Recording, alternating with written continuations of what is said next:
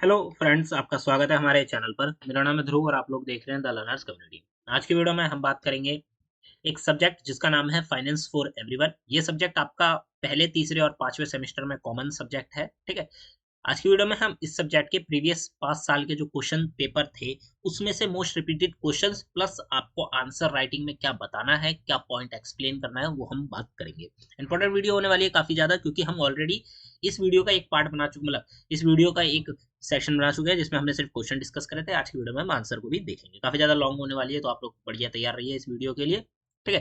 पहले, तीसरे, पांचवें सेमेस्टर में finance for everyone common subject है, सबको ये देखने को मिलता है और आपके जो क्वेश्चन पेपर हैं वो भी काफी हद तक कॉमन ही मिलते हैं। ठीक है। ऐसा है कि क्वेश्चन में हल्का फुल्का फर्क हो, बट क्वेश्चन आपको सेम ही देखने को मिलते हैं। तो इसीलिए अगर आप कोई से भी सेमेस्टर के स्टूडेंट है, इसको एक बार कंप्लीट जरूर देखिए। चलिए शुरू करते हैं वीडियो को। दोस्तों, हमारी वेबसाइट collegeMaterial.in लाइव हो चुकी है। इस एक वेबसाइट पर ही आपको कॉलेज से रिलेटेड सारी की सारी जो हेल्प है वो मिल जाएगी। जैसे कि आप लोग यहाँ पे 100+ नोट्स जो है आपके सब्जेक्ट से रिलेटेड स्टडी कर सकते हैं फ्री में। क्वेश्चन पेपर अवेलेबल कराए गए हैं फ्री में 400 से ज़्यादा।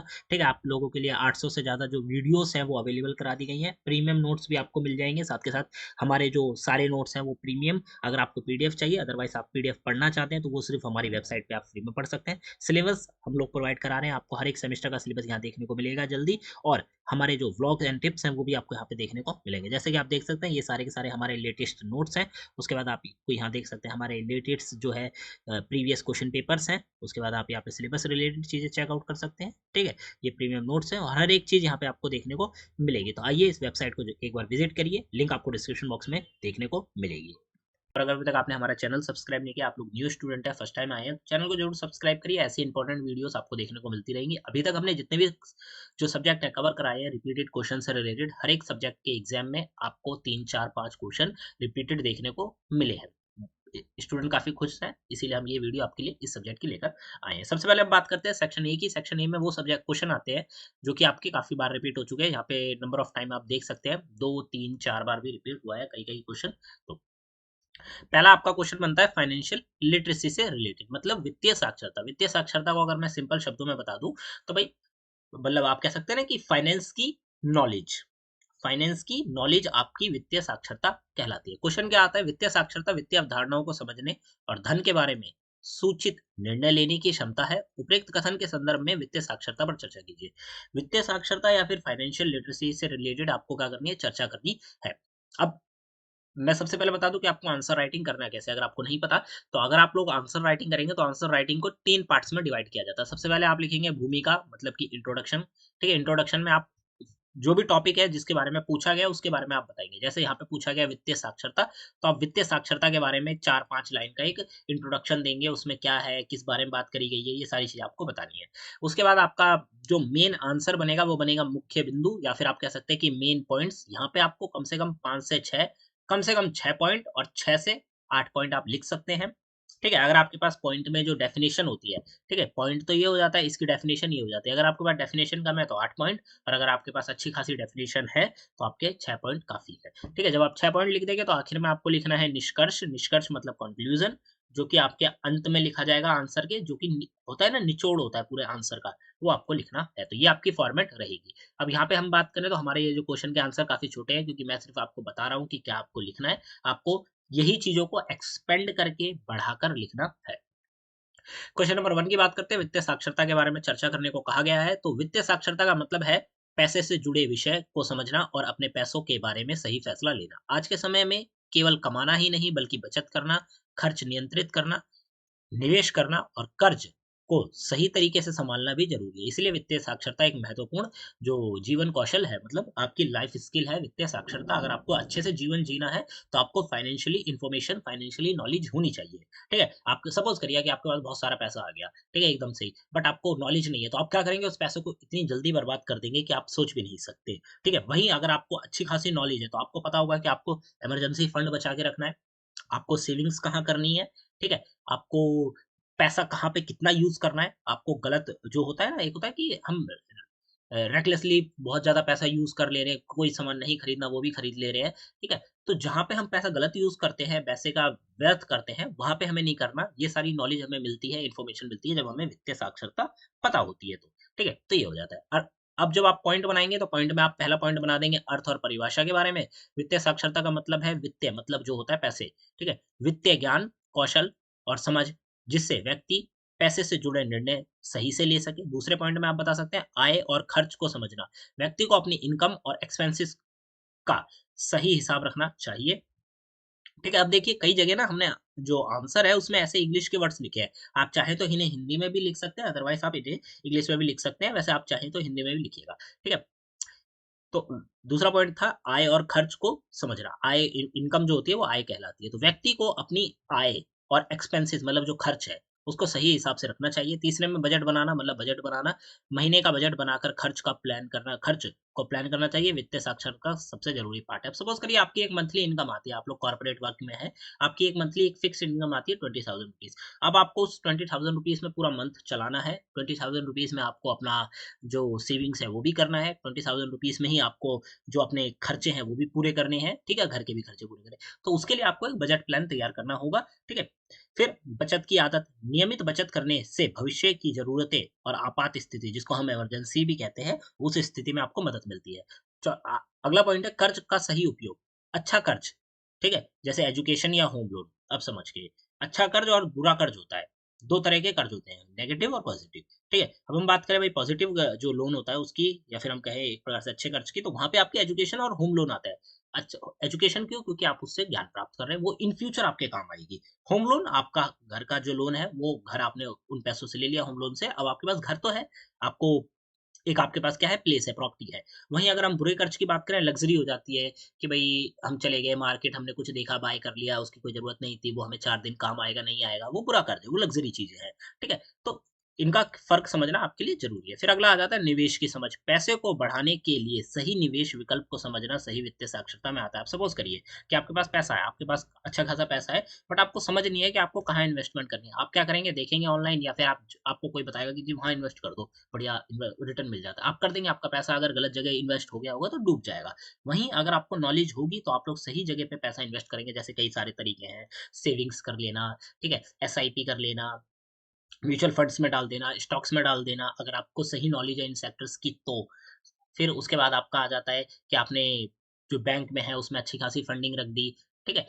ये सारी चीज़ें और भी कई सारी चीज़ें हैं तो वहाँ पे आप कर सकते हैं, तो अगर आपको जानकारी है तो। फिर जोखिम और सुरक्षा, बीमा, इमरजेंसी फंड, फ्रॉड से बचाव जैसी बातों भी वित्तीय साक्षरता का एक हिस्सा है। तो ये हो जाते हैं आपके पॉइंट, उसके बाद आपका आता है निष्कर्ष।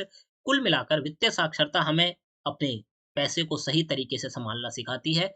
इससे हमें बेहतर जीवन जी सकें, अनावश्यक कर्ज से बच सकें और भविष्य के लिए सुरक्षित योजना बना सकें, तो ये आपका निष्कर्ष में आ जाता है, ठीक है? फिर यहाँ पे इंग्लिश मीडियम के स्टूडेंट्स के लिए भी लिखा गया है, आप लोग इनको पढ़ सकते हैं, हम लोग इनको कवर नहीं करेंगे, हिंदी मीडियम हम कवर कर चुके हैं, ठीक है? आप लोग का इंट्रोडक्शन हो जाता है, उसके बाद आपके मेन पॉइंट्स हो जाते हैं, मेन पॉइंट्स के बाद आपका कंक्लूजन आ जाता है। वित्तीय साक्षरता से रिलेटेड एक और क्वेश्चन मतलब आपका रिपीट हुआ था, तो वही देखते हैं वित्तीय साक्षरता दीर्घकालिक मतलब होता है लॉन्ग टर्म। दीर्घकालिक वित्तीय स्थिरता की रक्षा करती है। क्या आप सहमत हैं? यदि हाँ, तो वित्तीय साक्षरता के महत्व और दायरे के बारे में बताइए। अब देखिए, अब आप किस तरीके से आपको अपनी ये आंसर अपने तरीके से लिखना है। कोई ऐसा नहीं है कि आप मेरा ही तरीका फ़ॉलो कर रहे हैं, बट मैं आपको पॉइंट बता रहा हूँ कि लिखना क्या है। हाँ, मैं इस कथन से सहमत हूँ। वित्तीय साक्षरता दीर्घकालिक मतलब लॉन्ग टर्म वित्तीय स्थिरता को क्या करती है? सुरक्षित करती है। जब व्यक्ति को पैसे का सही समझ होती है, तो वह खर्च, बचत, निवेश और कर्ज से जुड़े जो निर्णय सोच समझकर लेता है। इससे जीवन में वित्तीय तनाव कम होता है और भविष्य सुरक्षित बनता है। तो ये आपका इंट्रोडक्शन हो जाता है। मेन पॉइंट्स में आप पहला पॉइंट लिख देंगे, सही वित्तीय निर्णय लेने में मदद करता है। क्या? यहाँ पे हम महत्व और दायरे दोनों की बात कर रहे हैं। महत्व का मतलब इम्पोर्टेंस और दायरे का मतलब उसकी अप्रोचेस या फिर कहाँ-कहाँ तक वो फैला हुआ है। तो सबसे पहले आ जाता है अगर हम महत्व को देख लेते हैं, तो क्या है? हमारी मदद होती है अच्छे खासे निर्णय लेने में, वित्तीय रूप से निर्णय लेने में, फाइनेंशियली जब हम कोई डिसीजन लेते हैं, तो उसमें वित्तीय साक्षरता हमारी मदद करती है। वित्तीय साक्षर व्यक्ति पैसों से जुड़े फैसले जो है ज़्यादा ईमानदारी और ज़्यादा समझदारी से लेता है, ठीक है? अब होता है ना कि एक होता है कि मेरे को अपने पैसों को कई बार मन में आता है कि जी मेरे पास थोड़ा पैसा है, अगर मैं उस पैसे को कहीं लगा दूँ जिससे कि भई मैं होता है कि भई पैसे और कमा लूँ, तो कई तो ठीक जगह हैं, कई आपकी ऐसी जगह हैं जहाँ पे आपका पैसा फँस सकता है, बर्बाद हो सकता है। तो समझदारी, सूझ से ही आपको जो है निर्णय लेने चाहिए। फिर दूसरा पॉइंट आ जाता है बजट और खर्च नियंत्रण। यह व्यक्ति को इनकम, एक्सपेंस बैलेंस जो बनाना सिखाती है, ठीक है? इनकम कितनी है, एक्सपेंस कितना करते हो और बैलेंस रिलेटेड चीज़ें आपको एक शीट बनाकर मदद करती है। जो है क्या मदद करता है, वित्तीय साक्षरता, कर्ज से बचाओ, डेब्ट मैनेजमेंट, गलत खर्च, अधिक बोरिंग से बचाने में मदद करती है। ठीक है, कई बार ऐसा होता है कि भाई हम लोग बोरो कर लेते हैं, मतलब पैसा उधार ले लेते हैं, कर्ज ले लेते हैं। ठीक है, अगर हमें वित्तीय साक्षरता है और मुझे पता है कि भाई मैं इन फ्यूचर ये पैसा जो ले रहा हूँ ये पैसा नहीं दे पाऊंगा या फिर मेरे को बहुत दिक्कत होने वाली है, तो मैं अगर सूझबूझ से वो होता है ना डिसीजन लूंगा, तो मैं वो पैसा बोरो नहीं करूंगा किसी से, क्योंकि मेरे को पता है इन फ्यूचर आज भले ही मेरे को वो चीज़ लग्ज़री वाली अच्छी लग रही है, बट मेरे को कल तो उस पैसे को रिटर्न करना है, तो मेरा सारा हिसाब बिगड़ जाएगा। इसीलिए बोरोइंग से बचाने में भी मदद करता है। नियमित बचत और इमरजेंसी फंड, भविष्य की अनिश्चित परिस्थितियों के लिए बचत करना आसान होता है। निवेश, अगला पॉइंट आता है कि निवेश की समझ और वेल्थ क्रिएशन। व्यक्ति एसआईपी करता है, आरडी मतलब होता है रिकरिंग डिपॉजिट, मतलब आप लोग एक ही अकाउंट में बार-बार डिपॉजिट कर रहे हैं, जिससे आपको अच्छा खासा इंटरेस्ट भी मिल रहा है। और एसआईपी का मतलब होता है शायद systematic investment plan, systematic investment plan होता है एसआईपी का मतलब, और आरडी का मतलब होता है रिकरिंग डिपॉजिट। ये शॉर्ट फॉर्म आपको याद होनी चाहिए, ठीक है, क्योंकि आपकी ये हेल्प करेंगी। और अन्य विकल्पों के बारे में भी हमें समझने में मदद करता है। एसआईपी हो गया, रिकरिंग डिपॉजिट हो गया, ठीक है, म्यूचुअल फंड्स में पैसा लगा देना, स्टॉक्स में लगा देना, ठीक है, कई सारे ऐसे अकाउंट्स होते हैं जिसमें हम पैसा लगा सकते हैं, और ताकि वो हमारा पैसा सेव भी रहे और हमारे पैसे में इंटरेस्ट भी मिलता रहे, तो ये सारी चीजें। फिर जोखिम प्रबंधन, हेल्थ इंश्योरेंस, लाइफ इंश्योरेंस जैसे जो संसाधन है जो जिससे जोखिम कम होता है। वित्तीय दायरा, स्कोप की बात करें तो इसमें बजटिंग आ जाता है, सेविंग आ जाता है, डेब्ट्स के रिलेटेड चीजें आ जाती हैं, इंश्योरेंस आ जाता है, बैंकिंग आ जाता है। ये हम बात कर रहे हैं दायरों की। वित्तीय साक्षरता के दायरे कितने हैं, इसमें हम बजटिंग के बारे में समझते हैं, सेविंग रिलेटेड चीजें समझते हैं, डेब्ट मतलब कर्जे के बारे में समझते हैं, इंश्योरेंस के मतलब जो आप इंश्योरेंस लेते हैं उससे रिलेटेड चीजें, बैंकिंग, डिजिटल पेमेंट और फ्रॉड अवेयरनेस जैसे जो क्षेत्र है इन सब में आते हैं। तो ये हो जाता है आपका जो पॉइंट, आप देख सकते हैं वीडियो को पॉज करके इन पॉइंटों को पढ़ भी सकते हैं। ठीक है, आप लोग इन पॉइंटों को जरूर पढ़ के जाइएगा, तभी आप लोग इजीली आंसर राइटिंग कर पाएंगे। अगला आगे देखें तो आगे हमारा जो पॉइंट बनता है वो मतलब निष्कर्ष का पॉइंट बनता है। तो निष्कर्ष में आप देखेंगे वित्तीय साक्षरता व्यक्ति को अधिक रूप से मजबूत और आत्मनिर्भर बनाती है। यही कारण है कि दीर्घकालिक मतलब लॉन्ग टर्म में वित्तीय स्थिरता को मजबूत सबसे मजबूत आधार मानी जाती है। ठीक है, तो ये हो जाता है। फिर ये आपका इंग्लिश मीडियम के स्टूडेंट्स के लिए कंप्लीट आंसर आ जाता है। आप लोग इंग्लिश मीडियम में इसको पॉज करके पढ़िएगा। ठीक है, आगे बढ़ते हैं। आपका दूसरा क्वेश्चन आता है मॉर्गेज से रिलेटेड। ठीक है, मॉर्गेज, हाइपोथेकेशन और प्लेज से रिलेटेड क्वेश्चन आता है। ठीक है, यहाँ पे ये वाला क्वेश्चन जो है आपका 3 बार रिपीट हो चुका है। ये क्वेश्चन आप देख सकते हैं और सेम ही क्वेश्चन है, क्वेश्चन में कोई चेंजेस नहीं है। सेम क्वेश्चन 3 अलग-अलग पेपर में 3 बार आ चुका है। ठीक है, क्वेश्चन क्या है, एक बंधक गृह ऋण का महत्वपूर्ण हिस्सा है। उपरोक्त कथन का आलोक में बंधक का अर्थ महत्व स्पष्ट कीजिए। दृष्टिबंधक, बंधक और गिरवी के बीच में आपको अंतर भी बताना है। ठीक है, a mortgage is a critical important part of home loans. It like the above statement explain the meaning and importance of mortgage, distinguish between hypothecation, mortgage and pledge। तो ये आपको यहाँ पे बताना है। अब हम आंसर के बारे में देख लेते हैं। तो सबसे पहले हम बात करते हैं जो संक्षिप्त नोट है, आप ये नोट भी पढ़ सकते हैं कि इनका मतलब क्या है। मॉर्गेज का मतलब होता है घर या जमीन जैसी इन इनमूवेबल प्रॉपर्टी पर लोन सिक्योरिटी। अब देखिए मैं आपको सिंपल सा बता दूं इसका मतलब क्या होता है, क्योंकि कई बच्चे समझ नहीं पाएंगे। आपको लेनी है प्रॉपर्टी, आप गए बैंक के पास, ठीक है, आपने लिया होम लोन, ठीक है, और आपने बैंक को कहा कि जी आप जो मेरे को लोन दे रहे हो, इस लोन से मैं एक प्रॉपर्टी लूंगा, वो प्रॉपर्टी आपके पास रखी रहेगी जब तक मैं आपका लोन चुकता नहीं कर देता। मतलब मैं जब तक आपका लोन रीपे नहीं कर देता, मेरी ली हुई प्रॉपर्टी जो कि मूव नहीं हो सकती, लिखा गया है इमूवेबल। ठीक है, वैसे इनमूवेबल होना चाहिए था, वैसे इमूवेबल है।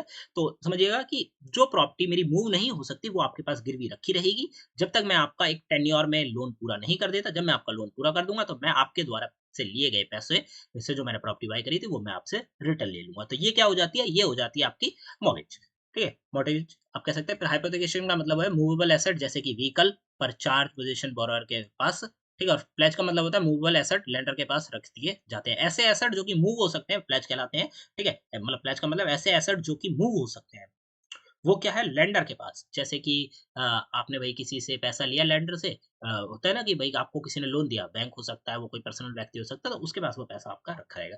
तो ये चीजें हो जाती है। अब हम बात करते हैं जो हमारा क्वेश्चन पूछा गया, तो भूमिका, बंधक मतलब मॉर्गेज। ठीक है, ये समझिएगा। तो बंधक आज के समय में घर खरीदने के लिए जाने वाला होम लोन का एक बहुत जरूरी हिस्सा है। जब कोई व्यक्ति बैंक से घर के लिए ऋण लेता है मतलब लोन लेता है, तो बैंक उस ऋण की सुरक्षा के लिए घर या जमीन जैसी संपत्ति को गिरवी बंधक रख लेता है। ठीक है, समझ रहे हैं आप कि भाई जो पैसा आपने बैंक से लिया है उसके लिए बैंक क्या करेगा, आपसे आपके पास जो ज़मीन है वो ले लेगा, ठीक है? तो ये चीज़ें होती हैं। इससे बैंक को भरोसा रहता है कि अगर ग्राहक समय पर पैसा नहीं चुका पाए तो बैंक अपनी रकम सुरक्षित कर सकता है। तो ये हो जाता है। फिर हम मुख्य मुख्य पॉइंट मतलब मेन पॉइंट्स की बात करते हैं तो बंधक, बंधक का मतलब है अचल संपत्ति, ऐसी संपत्ति जो कि चल नहीं सकती, कहीं मूव नहीं हो सकती, को ऋण के बदले सुरक्षा के रूप में बैंक के पास रखना। यह संपत्ति आमतौर पर बोरोवर के पास ही रहती है, लेकिन उस पर बैंक की कानूनी अधिकार होते हैं, समझे? समझे? बंधक का मतलब है कि एक ऐसी प्रॉपर्टी जो कि चल नहीं सकती, मूव नहीं हो सकती, वो बैंक के पास गिरवी रखी रहेगी जब तक कि आप लोग बैंक से लिया हुआ पैसा बैंक को लौटा नहीं देते और बैंक के पास सारे कानूनी अधिकार हैं। अगर आप नहीं भरते हो वो पैसा, तो बैंक आपको उस प्रॉपर्टी से हटाकर पूरी की प्रॉपर्टी को बेच कर अपना पैसा चुकता कर सकता है। तो ये बैंक के पास क्या रहता है? एक अधिकार रहता है। ठीक है? ये हो जाता है। फिर सेकंड पॉइंट में आप होम लोन में बंधक क्यों ज़रूरी है? जो होम लोन में बंधक क्यों ज़रूरी है? यहाँ पे आप समझिएगा कि क्वेश्चन में क्या पूछा गया था उसके बारे में बात करते हैं। ठीक है? एक बंधक गृह ऋण का एक महत्वपूर्ण हिस्सा है। उपयुक्त कथन के आलोक में बंधक का अर्थ पहले आप बंधक के बारे में बताएँगे और उसका महत्व जो है स्पष्ट करेंगे। फिर उसके बाद आप इन चीज़ों के बारे में बताएँगे। तो सबसे पहले हम यहाँ पे कवर कर रहे हैं भाई जो महत्व रिलेटेड चीज़ें हैं। होम लोन में बंधक क्यों ज़रूरी है? घर की कीमत बहुत ज़्यादा होती है और बैंक बड़ी रकम देता है। इसलिए बैंक को ऋण की सुरक्षा चाहिए। मतलब भाई जो घर लेते हैं लोग, ठीक है? उसकी अच्छी खासी फंडिंग होती है, मतलब पैसा देना पड़ता है और जो रकम सिर्फ़ बैंक दे सकता है जल्दी से, ठीक है? तो बैंक क्या करता है, ऋण के बदले सुरक्षा चाहता है, सिक्योरिटी चाहता है। ऐसा थोड़ी है कि भई बैंक अंधाधुंध पैसा सबको बाँट देगा, नहीं वो सिक्योरिटी लेते ही है। तो बंधक बिना bank loan bank home loan देने में जोखिम महसूस करता है, ठीक है? मतलब जो बैंक है भाई बिना बंधक के या बिना किसी सिक्योरिटी के रखे पास आपको लोन नहीं दे सकता क्योंकि वो डरता है इस चीज़ से। तो ये तीसरे पॉइंट में आएगा बंधक से बैंक को क्या लाभ है? मतलब जो प्रॉपर्टी है, जो इनमूवेबल प्रॉपर्टी है उससे बैंक को क्या लाभ है? तो बंधक से बैंक को ये सुरक्षा मिलती है यदि ग्राहक लोन नहीं चुका पाया तो घर को बेचकर अपनी रकम वापस कर ले सकते हैं। इससे बैंक का रिस्क जो होता है कम हो जाता है। चौथे पॉइंट में बंधक से बोरोवर का क्या फ़ायदा? ठीक है? बंधक की वजह से बोरोवर को बड़ी राशि का लोन मिल जाता है। बोरोवर का मतलब जैसे अगर मैं बैंक के पास जा रहा हूँ तो मैं बोरोवर हूँ, ठीक है? और बैंक मेरे को पैसा दे रहा है, बैंक लेंडर है। सही समझिएगा कि मैं बोरोवर, बैंक लेंडर। तो अब क्या है कि भई मेरे को बोरोवर को अच्छा खासा लोन मिल जाता है। ब्याज दर सामान्य होम लोन से कम रहती है मतलब जब मैं पर्सनल लोन यहाँ पे हम पर्सनल की बात करें, पर्सनल लोन जब मैं जाता हूँ बैंक के पास कि भाई मेरे को थोड़ा पैसा दे दो, मेरे को पर्सनल काम है, तो उसपे अच्छा खासा इंटरेस्ट लगाते हैं। बट अगर मैं कहूँ कि भाई मेरे को बैंक लोन लेना है, मेरे पास ये सिक्योरिटी है, आप रख लो, मेरे को बैंक लोन होम लोन दे दो। तो होम लोन के मतलब आपको कम इंटरेस्ट देना पड़ता है और रीपेमेंट पीरियड भी लंबा होता है 20-20, 25-25 साल का टाइम मिलता है बैंकों को तो मतलब बैंक हमें देता है, ठीक है? फिर पाँचवें में मॉर्गेज के कारण क्रेडिट डिसिप्लिन बनता है। बंधक होने के कारण बोरोवर रीपेमेंट को गंभीरता से लेता है क्योंकि डिफ़ॉल्ट होने पर संपत्ति पर खतरा आ सकता है, इसीलिए लोन रीपेमेंट कल्चर मजबूत होता है, ठीक है? अब देखिए कि भई आपने प्रॉपर्टी खरीदी है, आपके पास कोई प्रॉपर्टी है, आपने उसे बैंक को दे रखा है, ठीक है? तो अगर आप नहीं भरेंगे तो आपको डर है कि वो प्रॉपर्टी आपके हाथ से निकल जाएगी और इन फ्यूचर प्रॉपर्टी खरीदना बहुत मुश्किल हो जाएगा आपके लिए। तो आप क्या करते हैं भई काफ़ी ज़्यादा सीरियसनेस से आप पैसा चुकता करते हैं, ठीक है? तो ये हो जाता है। फिर अब हम यहाँ पे हम थोड़ी-थोड़ी वो जो हमने बात करी थी, ये हमने ऊपर बंधक के बारे में बात कर ली, यहाँ पे हम बात करते हैं दृष्टि बंधक के बारे में। तो हाइपोथेकेशन में संपत्ति बोरोवर के पास ही रहती है, लेकिन बैंक को उस पर चार्ज मिल जाता है। यह आमतौर पर कार लोन होता है, बाइक लोन होता है, मशीनरी व्यापारी लोन होता है, ठीक है? और प्लेज का मतलब होता है गिरवी।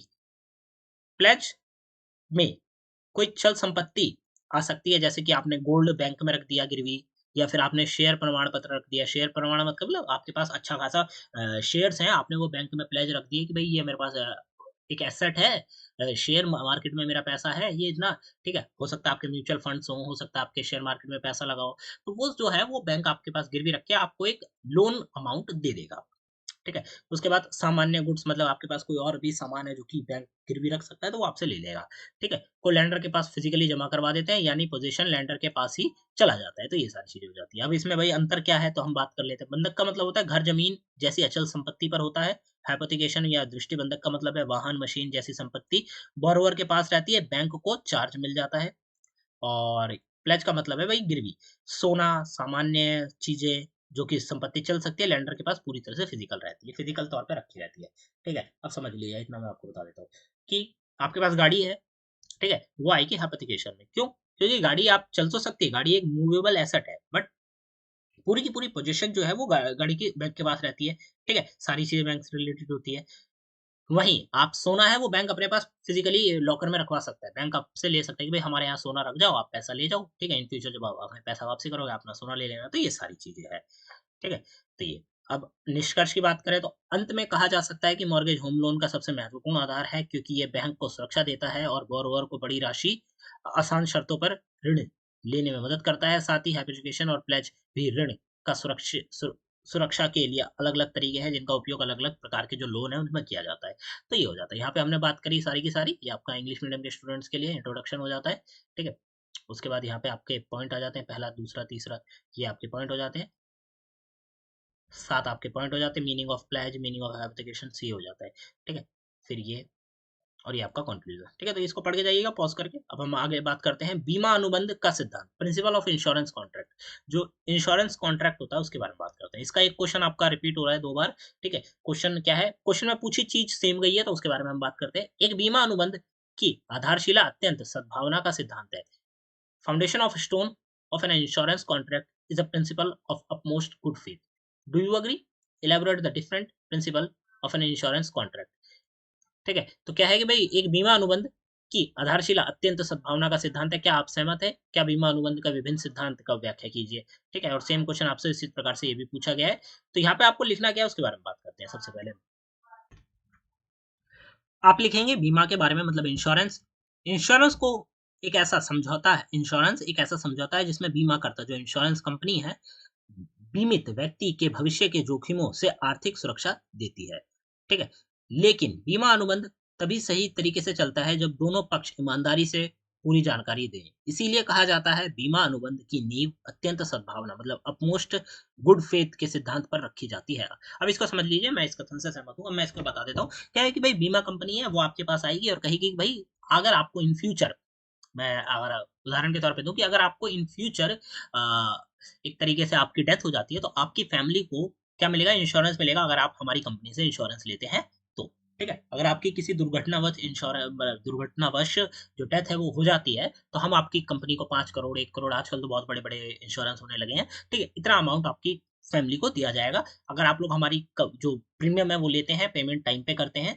तो ये सारी चीजें वो बताई जाती है वहीं, ठीक है। अब इतना हो गया। अब ये समझिए कि इसको कहा क्यों जाता है अपमोस्ट गुड फेथ। इसका मतलब ये है कि दोनों पक्ष, बीमा करने वाली कंपनी और जो बीमा करा रहा है व्यक्ति, वो दोनों अपने तरीके से ईमानदार होने चाहिए। कई बार ऐसा होता है, आपने सुना होगा कि कई लोग फ्रॉड करने के लिए, इंश्योरेंस कंपनी से फ्रॉड करने के लिए क्या करते हैं, झूठी चीजें प्रस्तुत कर देते हैं, ठीक है, और फ्रॉड कर लेते हैं, ये हो जाता है। वहीं दूसरी तरफ कि भाई कई बार कंपनियां भी झूठ बोलती हैं कि जो आपको आपको ये चीजें मिलेंगी, बट जब आप क्लेम करते हैं तो क्लेम में क्या देखने को मिलता है कि ये हमने तो ये आपसे कहा नहीं था, हम आपका क्लेम क्या कर रहे हैं, डिनाइड कर दे रहे हैं, हम आपको क्लेम नहीं देंगे। तो ये चीजें देखने को मिलती हैं आए दिन। तो क्या है कि भाई अपमोस्ट गुड फेथ पर होना चाहिए। अब पॉइंटों की बात कर लेते हैं फटाफट। पहला आपका पॉइंट बनता है अत्यंत सद्भावना, अपमोस्ट गुड फेथ। बीमा लेते समय व्यक्ति को अपनी उम्र, बीमारी, आदतों, संपत्ति की स्थिति आदि की सही जानकारी देनी होती है। गलत जानकारी देने पर क्या होगा, आपका द्वारा किया गया जो दावा है या क्लेम है वो रद्द कर दिया जाएगा। बीमा योग्य हित, मतलब इनक्योरेबल जो इंटरेस्ट है उसके बारे में, तो बीमा वही व्यक्ति करा सकता है जिसको, जिसका उस जीवन या संपत्ति का व्यक्तिगत हित जुड़ा हो।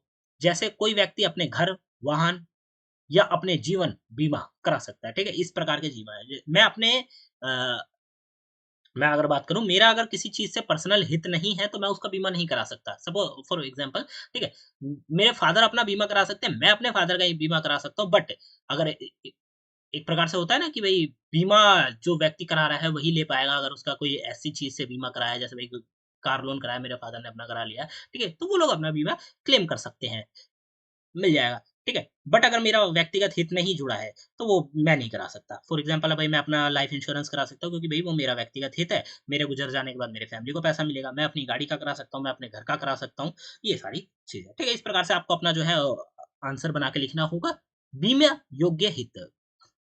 अगला पॉइंट आ जाता है, देखिए ये जो पॉइंट है ना ये थोड़ा लिखने में हार्ड है, तो आप चाहे तो इसको बदल सकते हैं बिल्कुल, पर पॉइंट आपको यही सारी चीजें बतानी होंगी। क्षतिपूर्ति का सिद्धांत, प्रिंसिपल ऑफ इंडिमिटी। बीमा का उद्देश्य लाभ कमाना नहीं बल्कि नुकसान की भरपाई करना है।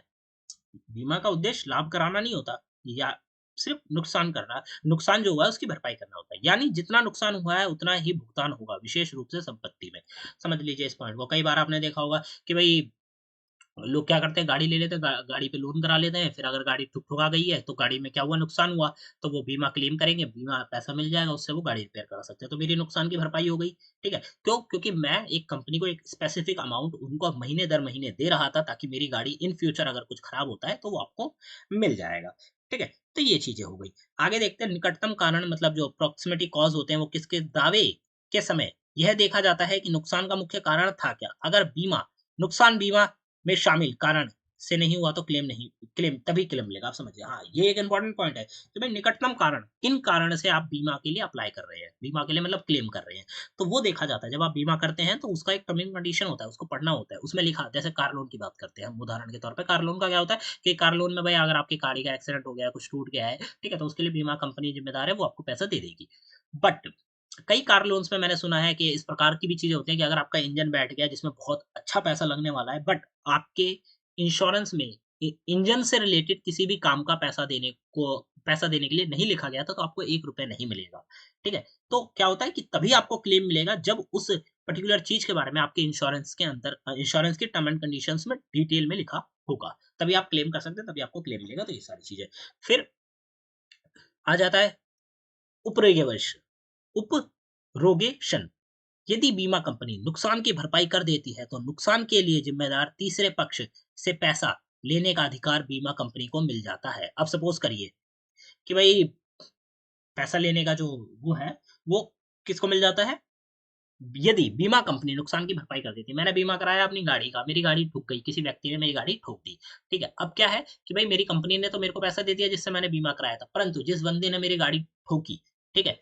अब मेरी कंपनी जो कि इंश्योरेंस कराया था, वो कंपनी जाके थर्ड पर्सन से पूरा का पूरा पैसा लेगी, जितना भी उन्होंने मेरे को दिया है, ठीक है? तो वो ज़िम्मेदारी अब कंपनी की बन जाती है, मेरी नहीं। योगदान का सिद्धांत कंट्रीब्यूशन। यदि एक ही संपत्ति को 2 कंपनियों से बीमा है, तो नुकसान की राशि दोनों कंपनी अपने-अपने हिस्से के अनुसार मिलकर देगी। योगदान भी आ जाता है। फिर आ जाता है अगला पॉइंट, जोखिम का वितरण है, रिस्क शेयरिंग और रिस्क पूलिंग। बीमा में बहुत सारे छोटी-छोटी जो प्रीमियम राशि देते हैं, और उसी जमा राशि से जिन लोगों को नुकसान होता है उनकी मदद की जाती है। यही बीमा का मूल्य व्यवस्था है।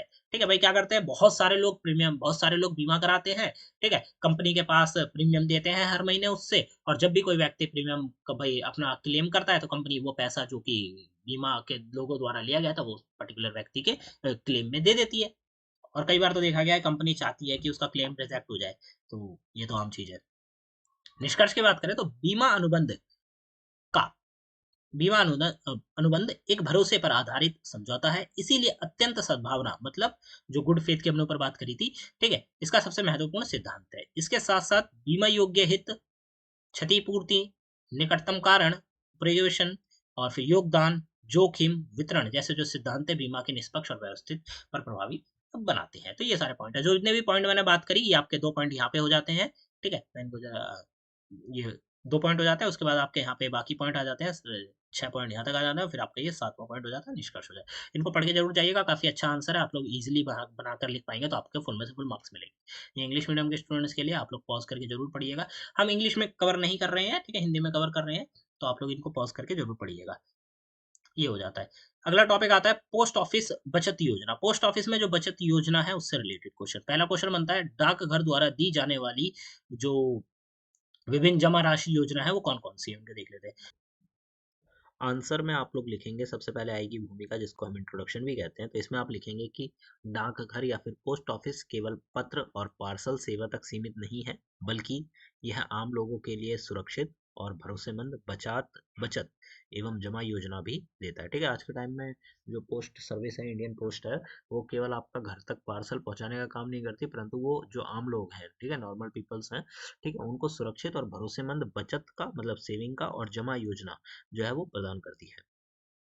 इन योजनाओं का उद्देश्य छोटे छोटे निवेश के माध्यम से बचत बढ़ाना और भविष्य की जरूरतों के लिए वित्तीय सुरक्षित सुरक्षा देना है। ठीक है, इनका काम क्या है कि भाई छोटे छोटा अमाउंट जो है वो लोग जमा कराते रहेंगे और आखिर में क्या होगा कि भाई उनकी अच्छी खासी सेविंग जमा हो जाएगी। तो ये उनकी जो है सोच है उस योजना के तहत। फिर आते हैं मुख्य पॉइंट, आते हैं मुख्य बिंदु अगर हम कहें जो कि जमा योजना से रिलेटेड है।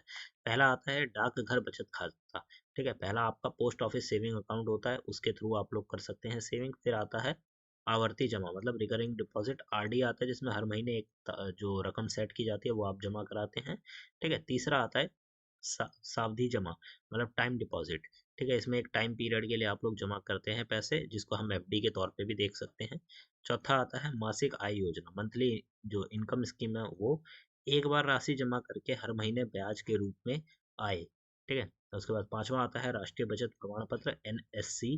ठीक है, निश्चित अवधि वाली सरकारी बचत योजना जिसमें आपको मध्य लंबी अवधि ये दोनों चीजें मिलती हैं। फिर छठा आता है किसान विकास पत्र, केवीपी, राशि को एक निश्चित समय में बढ़ने मतलब लगभग दुगना करने वाली जो योजना है ये है। और फिर सातवां पॉइंट आता है आपका वरिष्ठ नागरिक बचत योजना, एससीसी, वो एस ये आपकी योजना का नाम है। तो इसका क्या काम है, बुजुर्गों के लिए सुरक्षित निवेश और नियमित आय की योजना करना, ये इसका काम है। ठीक है, तो ये हो जाता है। उसके बाद आ जाता है आपका जो निष्कर्ष वाला पार्ट है, कंक्लूजन अगर हम कहें तो ये कंक्लूजन आ जाता है कि डाकघर की जमा योजना सरल, सुरक्षित और आम लोगों के लिए उपयुक्त है। इसमें सेविंग अकाउंट से लेकर फिक्स्ड डिपॉजिट मतलब एफडी जैसी जो योजनाएं हैं शामिल हैं, जिससे हर व्यक्ति अपनी जरूरतों के अनुसार क्या कर सकता है, सेविंग कर सकता है। ठीक है, तो ये हो जाता है यहाँ पे आपका इंट्रोडक्शन, उसके बाद आपके 7 पॉइंट और उसके बाद आपका निष्कर्ष। ठीक है, तो ये हो जाता है। इंग्लिश मीडियम के स्टूडेंट के लिए भी सेम इसी प्रकार से है, इंट्रोडक्शन दे दिया गया, आपके मेन पॉइंट दे दिए गए, देन आपको कंक्लूजन दे दिया गया। ठीक है, तो ये हो जाता है आपका जो डाक घर है वहाँ पे किस किस प्रकार की जो सेविंग से रिलेटेड स्कीम्स हैं उनके बारे में। ठीक है, क्वेश्चन ये हो जाता है। आगे देखते हैं, हमारा अगला क्वेश्चन आता है पोस्ट वाले से ही रिलेटेड। कुछ वर्ष पहले मतलब पिछले कुछ वर्षों में भारतीय डाक द्वारा शुरुआत की गई किन्हीं जो 4 लोकप्रिय योजनाएं हैं उनके बारे में विस्तार से बात करनी है, साथ ही इनके लिए जो निहारती है उसकी भी बात करनी है। तो अब देखते हैं इसके बारे में हम इंट्रोडक्शन में क्या लिख सकते हैं। भारत डाक, जिसको हम इंडियन पोस्ट भी कहते हैं, द्वारा चलाई जाने वाली जो बचत योजनाएं हैं आम जनता के लिए सुरक्षित निवेश का क्या है, माध्यम है। जो हम जैसे लोग हैं, आम हैं। ठीक है, देखिए हम यहाँ पे उनकी बात नहीं कर रहे जो कि आप कह सकते हैं कि हाई क्लास में आते हैं। ठीक है, मिडिल क्लास या जो लोअर क्लास है उनके लिए हम यहाँ पे बात कर रहे हैं। तो उन लोगों के लिए अच्छी खासी योजनाएं चलाई जाती है ताकि वो लोग अपनी जो है सेविंग्स कर सकें। ठीक है, तो वो आप कर सकते हैं पोस्ट ऑफिस में। ठीक है, इन योजनाओं में निश्चित रिटर्न मिलता है, सरकारी सुरक्षा मिलती है और आसान निवेश की सुविधा आपको मिलती है कि मतलब आप लोगों को एक फिक्स रिटर्न मिलेगा, सरकार की सुरक्षा मिलेगी, अगर कोई भी दिक्कत होती है तो आपका जो फंड है पूरा का पूरा सेफ है। और आसान निवेश मतलब इजीली आप लोग क्या कर सकते हैं, इन्वेस्ट कर सकते हैं। कई योजनाओं में कर जो है उसके भी लाभ आपको मिलते हैं। तो ये हो जाता है। ठीक है, ये इंट्रोडक्शन हो जाता है। फिर हम मेन पॉइंट की बात करते हैं, तो 4 जो लोकप्रिय योजनाएं हैं और जो कर निहर्त है मतलब टैक्स फ्री जो है उससे रिलेटेड बात करते हैं। पहली योजना आती है राष्ट्रीय बचत प्रमाण पत्र मतलब एनएससी। यह एक निश्चित अवधि की योजना होती है, छोटे निवेशकों के लिए सुरक्षित विकल्प है। टैक्स में इसमें क्या बातचीत होती है कि इसमें निवेश पर आयकर नियमों के अनुसार छूट या लाभ भी मिलती है, नियमों के अनुसार मिलती है। ठीक है, मतलब कि अगर आप लोग राष्ट्रीय बचत प्रमाण पत्र के थ्रू जो है इन्वेस्टमेंट करते हैं, ठीक है, तो आपको एक टाइम पीरियड के लिए जो योजना है वो यूज़ कर सकते हैं। फिर छोटे निवेशक जो छोटे छोटा पैसा मतलब बहुत बड़ी अमाउंट नहीं पर स्मॉल अमाउंट के थ्रू आप लोग क्या कर सकते हैं, डिपॉजिट कर सकते हैं, अपनी सेविंग्स कर सकते हैं। छोटे निवेशकों के लिए सुरक्षित है और इसमें क्या होता है कि आपको लोगों को टैक्स के ऊपर भी छूट मिलती है। ठीक है, नियमों के अनुसार। दूसरा आती है किसान विकास पत्र, केवीपी। यह योजना लंबे समय में निवेश राशि को बढ़ाने के लिए होती है मतलब लॉन्ग टर्म के लिए होती है। इसमें पैसा सुरक्षित रहता है और निश्चित लाभ भी आपको मिलता है। और टैक्स की बात करें तो सामान्यतः ब्याज पर कर लग सकता है, इसीलिए इसके नियमों के अनुसार देखना जरूरी है। ठीक है, अब इसमें क्या होता है, किसान विकास योजना में आपने जो सेविंग्स के ऊपर इंटरेस्ट प्राप्त किया है, ठीक है, उसमें हो सकता है आपको टैक्स पे करना पड़ जाए। तो वो आपको जो रूल्स एंड रेगुलेशन है उनके थ्रू देखना होगा। तीसरा आता है मासिक आय योजना मतलब मंथली जो आपकी इनकम है उससे रिलेटेड स्कीम। इसमें एक बार पैसा जमा करके हर महीने ब्याज के रूप में आय मिलता है। इसमें एक बार आपने पैसा जमा कर दिया, फिर हर महीने आपको एक जो होता है ना कि ब्याज के रूप में आपको पैसा मिलता रहेगा। यह उन लोगों के लिए उपयोगी है जिन्हें नियमित इनकम चाहिए।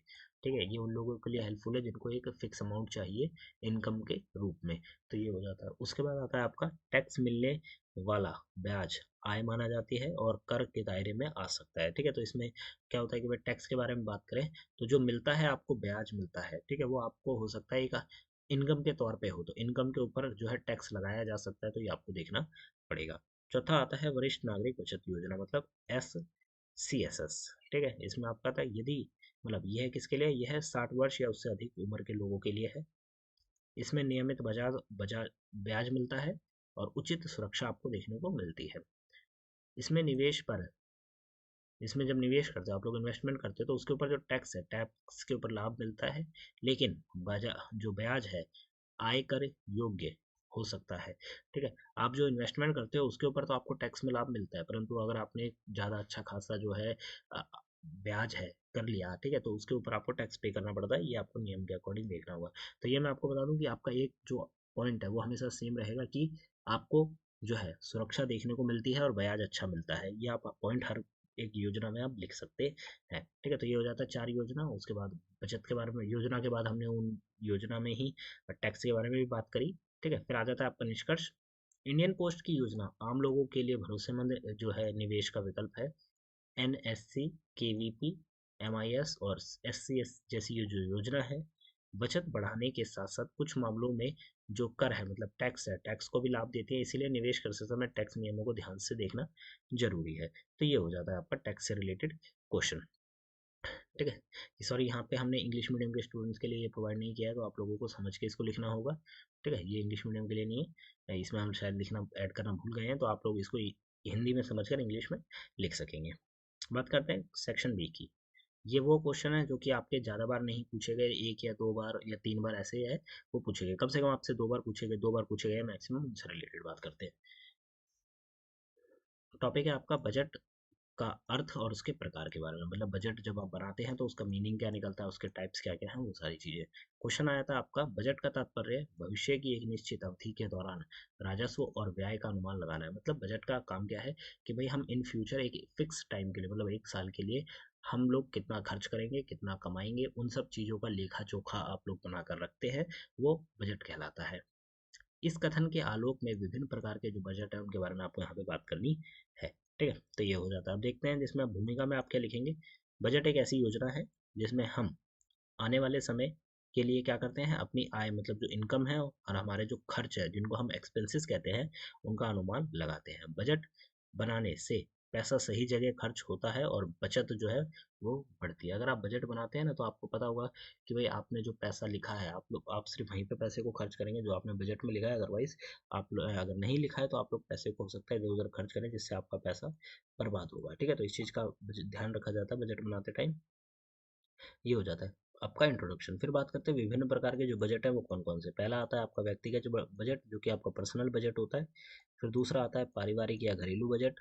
ठीक है, इसमें घर से रिलेटेड चीज़ों के बारे में बजट बनाया जाता है। तीसरा आता है व्यावसायिक बजट, मतलब बिजनेस से रिलेटेड पूरा का पूरा एक बजट होगा, कंपनी दुकान की आय लागत लाभ कितना है ये सारी चीज़ें। चौथा आता है स्थिर बजट, मतलब फिक्स बजट, जब खर्च और गतिविधियाँ लगभग समान रहती हैं तब यह बजट उपयोगी होता है।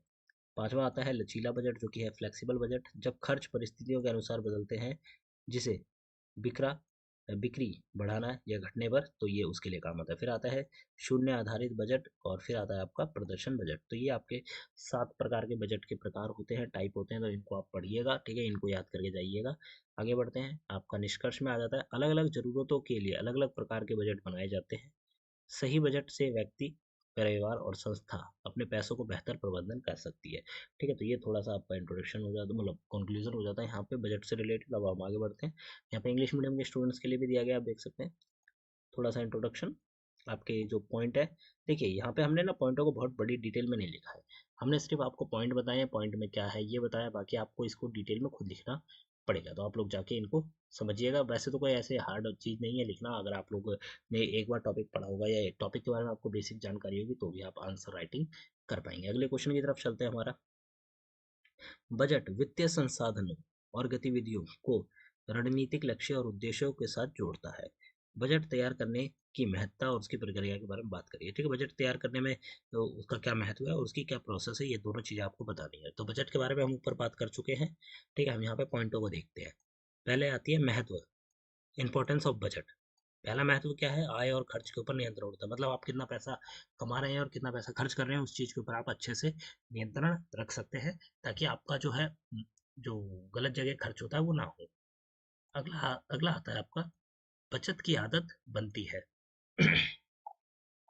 जब आप टैक्स सॉरी जब आप बजट बनाते हैं, ठीक है, लगातार मतलब रेगुलरली बजट बना के रखते हैं, तो आपको सेविंग की अच्छी आदत लग जाती है। तीसरा आता है, लक्ष्य तैयार करने में मदद करता है। शिक्षा, घर, शादी, इमरजेंसी फंड, ये आपके लक्ष्य हैं और बजट इसमें आपकी हेल्प करता है। चौथा आता है ऋण या कर्ज या फिर ऋण प्रबंधन। बजट में ईएमआई और डेप्ट रिपेमेंट जो है आसान हो जाता है अगर आप बजट बना के लगते हैं।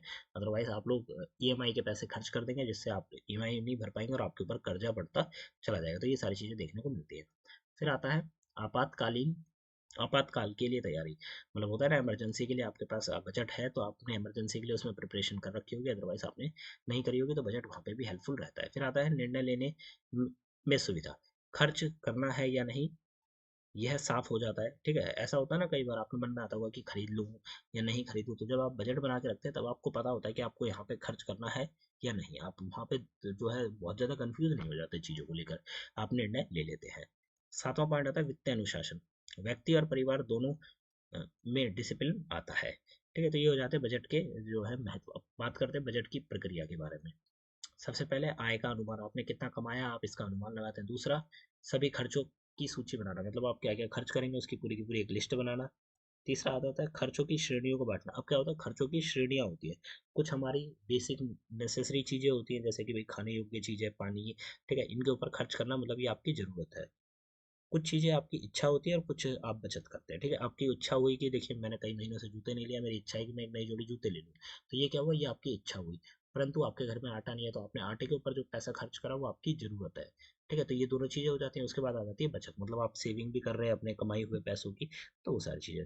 चौथा पॉइंट आता है लक्ष्य और प्राथमिकताएं तय करना। सबसे जरूरी काम पहले आते हैं, ठीक है, जिनके ऊपर आप फंडिंग यूज कर सकते हैं, और बचे हुए जो काम है जो कि ज़्यादा जरूरी नहीं है उनको आप यहाँ पे छोड़ भी सकते हैं। पांचवा आ जाता है बचत और इमरजेंसी फंड तैयार करना। बचत, जब आप बजट बनाते हैं तो उसमें आप बचत के लिए कुछ पैसा रखते हैं, इमरजेंसी फंड के लिए कुछ पैसा रखते हैं, तो वो सारी चीजें। छठा पॉइंट आता है बजट लागू करना। डेली खर्च को बजट के अनुसार रखना। ठीक है, जो आपका डेली में खर्च होता है, ठीक है, डेली पैसे का यूज होता है, तो उसको आपको एक बजट के तौर पर रखना, जिससे आप लोग इजी रहेगा कैलकुलेशन करना, जब आप कैलकुलेट करोगे कि कितना पैसा खर्च हुआ, कितना बचाया, ये सारी चीज़ों के लिए। अगला आपका पॉइंट आ जाता है समय समय पर समीक्षा करना। आप क्या करते हैं, बजट का समय समय पर रिव्यू करते रहिए, जिससे आपकी हेल्प होती रहेगी। तो ये हो जाते हैं आपके बजट से रिलेटेड 7 पॉइंट। अब हम आगे बढ़ते हैं निष्कर्ष की तरफ। तो निष्कर्ष में हमने वही बजट के बारे में थोड़ी सी बात करी, आप देख सकते हैं। ठीक है, फिर आपका इंग्लिश मीडियम में आ जाता है, तो ये आपका इंट्रोडक्शन हो जाता है, ये आपकी इंपॉर्टेंस हो जाती है, और इंपॉर्टेंस के बाद ये हो जाता है आपका प्रोसेस और कंक्लूजन। ठीक है, तो ये हो जाता है। फिर हम अगले क्वेश्चन की तरफ बढ़ते हैं। ई बैंकिंग आपका अगला टॉपिक है क्वेश्चन का। इसमें आपसे क्वेश्चन क्या पूछा गया है कि इलेक्ट्रॉनिक बैंकिंग भविष्य की लहर है। बैंकों द्वारा दी जाने वाली जो ई बैंकिंग सेवाएं हैं, उनके लाभ और उनके प्रकार के बारे में आपको यहाँ पे बात करनी है। ई बैंकिंग से रिलेटेड क्वेश्चन आपके एग्जाम में इस साल पूछा जा सकता है, तो तैयार रहिएगा ई बैंकिंग से रिलेटेड क्वेश्चन के लिए। ठीक है, थोड़ा सा हम इंट्रोडक्शन देख लेते हैं कि आज के समय में इलेक्ट्रॉनिक बैंकिंग, जिसे हम ई बैंकिंग भी कहते हैं, बैंकिंग का सबसे तेज और सुविधाजनक तरीका बन चुका है। मतलब आपको अगर कोई बैंकिंग प्रोसेस करनी है, बैंक से रिलेटेड कोई काम है, ठीक है, तो ई बैंकिंग में आप वो यूज़ कर सकते हैं। जैसे कि आपको कोई ट्रांजेक्शन करनी है, ठीक है, फंड को इधर से उधर करना है, तो वो। अब ई बैंकिंग क्या है, सबसे ज़्यादा सुविधाजनक है और सबसे ज़्यादा ईजी काम है। इसमें ग्राहक बैंक की कई सेवाएं जैसे मोबाइल, इंटरनेट या कार्ड के माध्यम से घर बैठे जो सुविधा है वो ले सकता है। इसी कारण से कहा जाता है कि ई बैंकिंग भविष्य की क्या है, लहर है। तो ये आ जाते हैं आपकी स्टेटमेंट। अब हम यहाँ पे बात करेंगे मुख्य पॉइंट की। तो सबसे पहले हम लाभ देखेंगे, फिर सेवाओं के प्रकार देखेंगे। पहले क्वेश्चन पॉइंट में आता है समय की बचत और 24/7। अब देखिए, मैं आपको उदाहरण के साथ बताता हुआ चलूंगा। ई बैंकिंग में क्या होता है कि आप लोगों को बैंक हर समय जाने की जरूरत नहीं है। आप लोग अपने घर बैठे बैठे ही, या फिर आप जहाँ पे भी हैं वहीं से ई बैंकिंग सर्विस का यूज करके अपना जो काम है वो कर सकते हैं। जैसे कि आपको पैसा ट्रांसफर करना है तो आपने यूपीआई कर दिया, या फिर आप गए इंटरनेट बैंकिंग पे अपनी वेबसाइट पे, मतलब जो आपकी बैंक की वेबसाइट है वहां से आपने इंटरनेट बैंकिंग लॉग इन करा और आपने पैसा ट्रांसफर कर दिया, तो क्या हुआ कि ये ई बैंकिंग का प्रोसेस हो गया, ईजी रहता है, 24/7 रहता है। तेज लेन देन, इसमें फास्ट पैसा ट्रांसफर होता है, बिल भुगतान, बैलेंस चेक, ये सारी चीज़ें फटाफट होती हैं। एटीएम की बात करें तो एटीएम सुविधा भी अवेलेबल है, जिसमें से आप जो विड्रॉल है पैसा कर सकते हैं, निकाल सकते हैं कैश। ठीक है, बैलेंस की पूछताछ कर सकते हैं, मिनी स्टेटमेंट आप देख सकते हैं, मतलब पिछले 5 या 10 जो आपने ट्रांजेक्शन करी है वो आप देख सकते हैं ईजिली। कुछ मामलों में जमा की सुविधा भी उपलब्ध होती है, जैसे आपने सुना होगा सीडीएम। ठीक है, एसबीआई बैंक में हम सीडीएम होता है, सीडीएम का मतलब कैश डिपॉजिट मशीन, मतलब वो एटीएम और डिपॉजिट मशीन दोनों की तरह काम करता है। आप चाहें तो उसमें पैसे जमा कर सकते हैं एसबीआई के खाते में, अदरवाइज आप लोग उससे पैसे निकाल सकते हैं। ठीक है, तो ये रहता है। फिर नेट बैंकिंग आ जाती है। नेट बैंकिंग का मतलब क्या है, अकाउंट की जानकारी, फंड ट्रांसफर, स्टेटमेंट, ऑनलाइन भुगतान, आरडी, पीएफडी, ये सारी चीज़ें आप लोग नेट बैंकिंग पे ही चेक कर सकते हैं। फिर पांचवा आ जाता है मोबाइल बैंकिंग और यूपीआई ऐप आधारित भुगतान। अब क्या हुआ है, आजकल क्या हुआ, मोबाइल बैंकिंग चालू हो गई। मोबाइल बैंकिंग में आपको बैंक अपना ऐप देगा, उस ऐप के थ्रू आप लोग पेमेंट कर सकते हैं, या फिर आप लोग यूपीआई यूज़ कर सकते हैं। तो ये आ जाता है मोबाइल बैंकिंग के अंतर्गत। फिर आ जाता है एनईएफटी, आरटीजीएस और आईएमपीएस, जो है ये पैसे ट्रांसफर करने की सुविधाएं हैं, अलग अलग इनके नाम हैं और ये काफ़ी ज़्यादा इजी हैं अपने अपने अकॉर्डिंग। ठीक है, तो इनको आप देख सकते हैं। फिर अगला आ जाता है आपका डेबिट कार्ड या क्रेडिट कार्ड और पीओएस। ठीक है, ग्राहक दुकान पर ग्राहक जो है दुकानों पर कार्ड से भुगतान कर सकता है, जिससे क्रैश पर निर्भर जो कैश है उसके ऊपर निर्भरता कम हो जाती है। अब देखिए आप लोग क्या करते हैं या फिर हम लोग क्या करते हैं, आजकल ज़्यादा से ज़्यादा कैश कैरी नहीं करते हम लोग, या तो अपने अकाउंट में रखा है तो पेटीएम कर देंगे, अदरवाइज हम लोग क्या करेंगे, अपना कार्ड ले जाएंगे और कार्ड से ट्रांजेक्शन कर देंगे, मतलब पेमेंट कर देंगे। तो ये होता है यहाँ पे। ठीक है, तो आप लोग क्या कर सकते हैं, ये इस बारे में बता सकते हैं। तो ये हो जाता है। फिर ई बैंकिंग ने बैंकिंग को सरल, तेज और आधुनिक बना दिया। आज ये केवल सुविधा नहीं बल्कि समय के साथ चलने की जरूरत बन चुका है। ठीक है, आज ई बैंकिंग जो है वो एक सुविधा नहीं है, आज क्या है, वो आज नेसेसरी चीज़ है। अगर आपके पास कैश नहीं है तो ई बैंकिंग के थ्रू आप लोग अपनी चीज़ें जो है कर सकते हैं, पैसा ट्रांसफर कर सकते हैं। तो ये एक इंपॉर्टेंट बन के जाए। ठीक है, तो ये आप बता सकते हैं। यहाँ पे आपका जो क्वेश्चन है ई बैंकिंग से रिलेटेड वो खत्म हो जाता है। ठीक है, इंग्लिश मीडियम के स्टूडेंट के लिए बात करें तो इंट्रोडक्शन और फिर आपके जो मेन पॉइंट्स है 7, ये मेन पॉइंट्स, उसके बाद आपका कंक्लूजन। ठीक है, तो ये हो जाता है। फिर आपका आ जाता है अगला क्वेश्चन जो कि है इलेक्ट्रॉनिक क्लियरिंग सिस्टम, ईसीएस जो है, इस सिस्टम के बारे में हम बात कर लेते हैं। तो यहाँ पे आपका मैं आपको ईसीएस के बारे में बता दूंगा। ठीक है, आप इसको पढ़ लीजिएगा पूरा का पूरा, क्योंकि ये काफ़ी बड़ा पैराग्राफ है। ठीक है, इस पैराग्राफ में हमने इलेक्ट्रॉनिक जो क्लियरिंग सिस्टम है उसके बारे में बात करी है।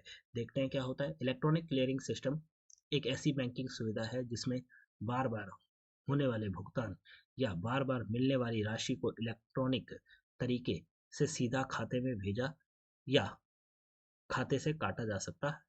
इस प्रणाली मतलब ये जो प्रणाली है इसका खासकर उन भुगतानों के लिए उपयोग किया जाता है जो हर महीने या तय समय पर होते हैं, जैसे सैलरी, पेंशन, छात्रवृत्ति, ईएमआई, बिजली पानी बिल, ये सारी चीज़ें। ठीक है, बीमा प्रीमियम, म्यूचुअल फंड, एसआईपी या किसी संस्था द्वारा लोगों को नियमित भुगतान करना। आप समझ लीजिए ईसीएस का मतलब होता है कि आपने हर महीने आप लोग एक फिक्स टाइम पर एक फिक्स अमाउंट क्या करते हैं, पे करते हैं किसी को।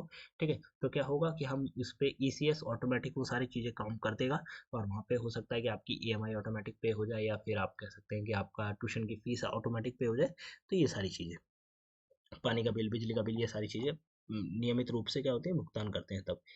ईसीएस में सबसे बड़ी सुविधा यह है कि ग्राहक को हर बार बैंक जाकर भुगतान नहीं करना पड़ता, और ना ही हर बार चेक लिखने की जरूरत होती है। इस प्रणाली से भुगतान दो प्रकार से होता है, पहला ईसीएस क्रेडिट, दूसरा ईसीएस डेबिट।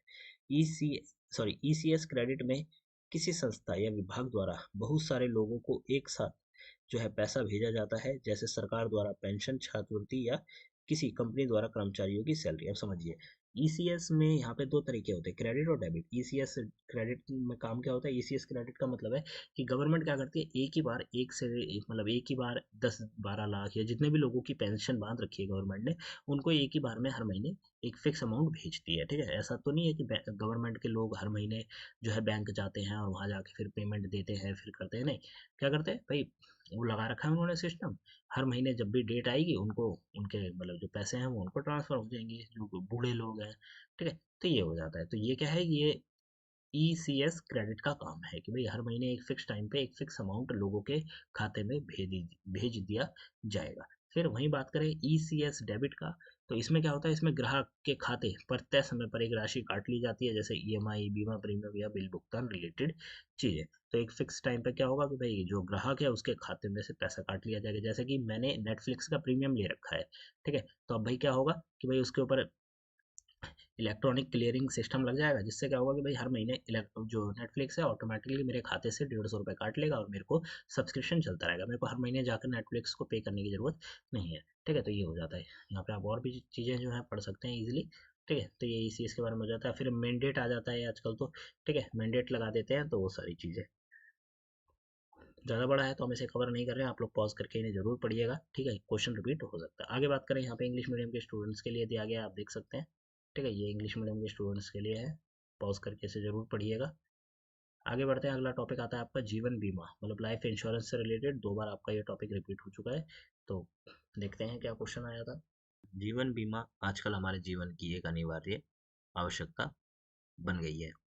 क्या आप सहमत हैं? जीवन बीमा जो है, बीमा पॉलिसी लेना क्यों महत्वपूर्ण है? भारत में उपलब्ध जो जीवन बीमा के विभिन्न प्रकार हैं उनके बारे में भी आपको यहाँ पे बात करनी है, ठीक है। तो ये आपका जीवन बीमा से रिलेटेड रिपीटेड क्वेश्चन है। बात करते हैं भूमिका की, तो भूमिका में आप लिख सकते हैं, आज के समय में जीवन जो है अनिश्चित है, मतलब आपकी जो लाइफ है अनएक्सपेक्टेड है, कुछ भी हो सकता है। वो सारी चीज़ें, बीमारी, दुर्घटना, अचानक मृत्यु की स्थिति में परिवार की आर्थिक जो स्थिति है बहुत असर पड़ता है उस चीज़ के ऊपर। ऐसे में जीवन बीमा एक ऐसा साधन है जो परिवार को आर्थिक सुरक्षा देता है और भविष्य के लिए बचत की आदत भी बनाता है। इसलिए यह कहना सही है कि जीवन बीमा आजकल एक अनिवार्य आवश्यकता बन गया है। तो ये इंट्रोडक्शन हो जाता है। उसके बाद पॉइंटों की हम बात करेंगे। तो यहाँ पे हम पॉइंटों को ज़्यादा डिटेल में पढ़ेंगे नहीं, मैं आपको बताते हुए चलूँगा, आप लोग समझते हुए चलिएगा। मुख्य पॉइंट में आप जीवन बीमा से रिलेटेड पॉइंट में लिखेंगे आर्थिक सुरक्षा। इससे आपको क्या मिलती है? फैमिली को प्रोटेक्शन मिलती है अगर आपको कुछ हो जाता है, आपने जीवन बीमा ले रखा है तो। दूसरा, जोखिमों से सुरक्षा, रिस्क कवर मिल जाता है। जीवन बीमा उन जोखिमों को कम करने में क्या करता है? मदद करता है। फिर आती है बचत और निवेश की आदत। कई जीवन बीमा जो योजना है उनमें प्रीमियम जमा करता है, जिससे बचत की आदत बनती है और मैच्योरिटी पर पूरा पैसा आपको मिल जाता है। लंबे समय की योजना, लॉन्ग टर्म जीवन बीमा होते हैं, लॉन्ग टर्म प्लान्स होते हैं, जैसे कि 60-60 साल के लिए। तो उसमें क्या होता है कि 60 साल तक आप कह सकते हैं कि जो हेल्परी है वो आपको, मतलब जो फंड्स हैं वो मिलते हैं। जीवन बीमा बच्चों की पढ़ाई के लिए होता है, शादी या भविष्य की ज़रूरतों के लिए योजना में आपकी मदद करता है। जैसे आपको घर लेना है तो आपने जीवन बीमा ले लिया, ठीक है, मतलब आपको कोई चीज़ लेनी है तो उसके लिए आपने बीमा बीमा ले लिया, तो उससे आपकी सेविंग हो रही है। इन फ्यूचर आपको अगर फंड चाहिए तो आपने जीवन बीमा से अपना पैसा ले लिया आपने, तो वो सारी चीज़ें। मानसिक शांति की बात करें तो पीस ऑफ माइंड रहता है, क्योंकि आपके पास बीमा है तो आपको टेंशन नहीं रहती। अगर आपको कुछ हो जाता है फिर भी आपकी फैमिली को जो पैसा है वो मिल जाएगा। तो ये सारी चीज़ें। भारत में जीवन बीमा के कई सारे प्रकार हैं, जैसे कि टर्म इंश्योरेंस, फिर endowment insurance, money back policy, unit linked insurance plan, और फिर पेंशन यूनिट प्लान। तो ये सारी चीज़ें। फिर सातवां आ जाता है सरकार और कंपनियों की क्या भूमिका है। भारत में एलआईसी और अन्य कंपनियां जीवन बीमा योजना देती हैं, जिससे लोगों को अलग अलग ज़रूरतों के हिसाब से क्या उन्हें विकल्प मिलता है, ऑप्शन मिलते हैं जीवन बीमा चुनने के लिए। तो ये हो जाता है। फिर आपका निष्कर्ष आ जाता है। निष्कर्ष में आप लिख सकते हैं, कुल मिलाकर जीवन बीमा आज के समय में एक ज़रूरत बन गया है, क्योंकि यह परिवार को सुरक्षा देता है, भविष्य के लिए बचत करता है और जोखिम के समय सहारा बनता है। इसीलिए हर व्यक्ति को अपनी ज़रूरत के अनुसार सही जीवन बीमा चुनना चाहिए, ये आवश्यक है, ठीक है। तो ये हो जाता है। फिर आपका आ जाता है इंग्लिश मीडियम के लिए इंट्रोडक्शन, आपके मेन पॉइंट्स, ठीक है। उसके बाद आपका कंक्लूजन। तो ये हो जाता है। एक और आपका जो क्वेश्चन है रिपीट होता है शॉर्ट नोट से रिलेटेड, वो है डाक जीवन बीमा, पोस्टल लाइफ इंश्योरेंस। डाक जीवन बीमा है भारत सरकार का डाक विभाग द्वारा चलाया जाने वाला एक भरोसेमंद जीवन बीमा कार्यक्रम है। इसका मुख्य उद्देश्य आम लोगों को कम प्रीमियम में सुरक्षित और सरल जीवन बीमा देने की सुविधा देने का है, ठीक है। जो पोस्टल लाइफ इंश्योरेंस है ये चलाया जाता है इंडियन पोस्ट के द्वारा, जिसमें आप लोग कम प्रीमियम, मतलब थोड़े से अमाउंट देकर हर महीने या हर सालाना, ठीक है, आप लोग क्या कर सकते हैं, अपना जीवन बीमा ले सकते हैं, और जब भी आपको उसकी ज़रूरत होती है तो आपकी मदद करी जाती है। जैसे कि आप बीमार हैं तो उस समय कोई पैसा देना पड़ा, अगर आपका एक्सीडेंट हुआ तो जो पैसा लगा, वो सारी चीज़ें, ठीक है, तो उसके हिसाब से।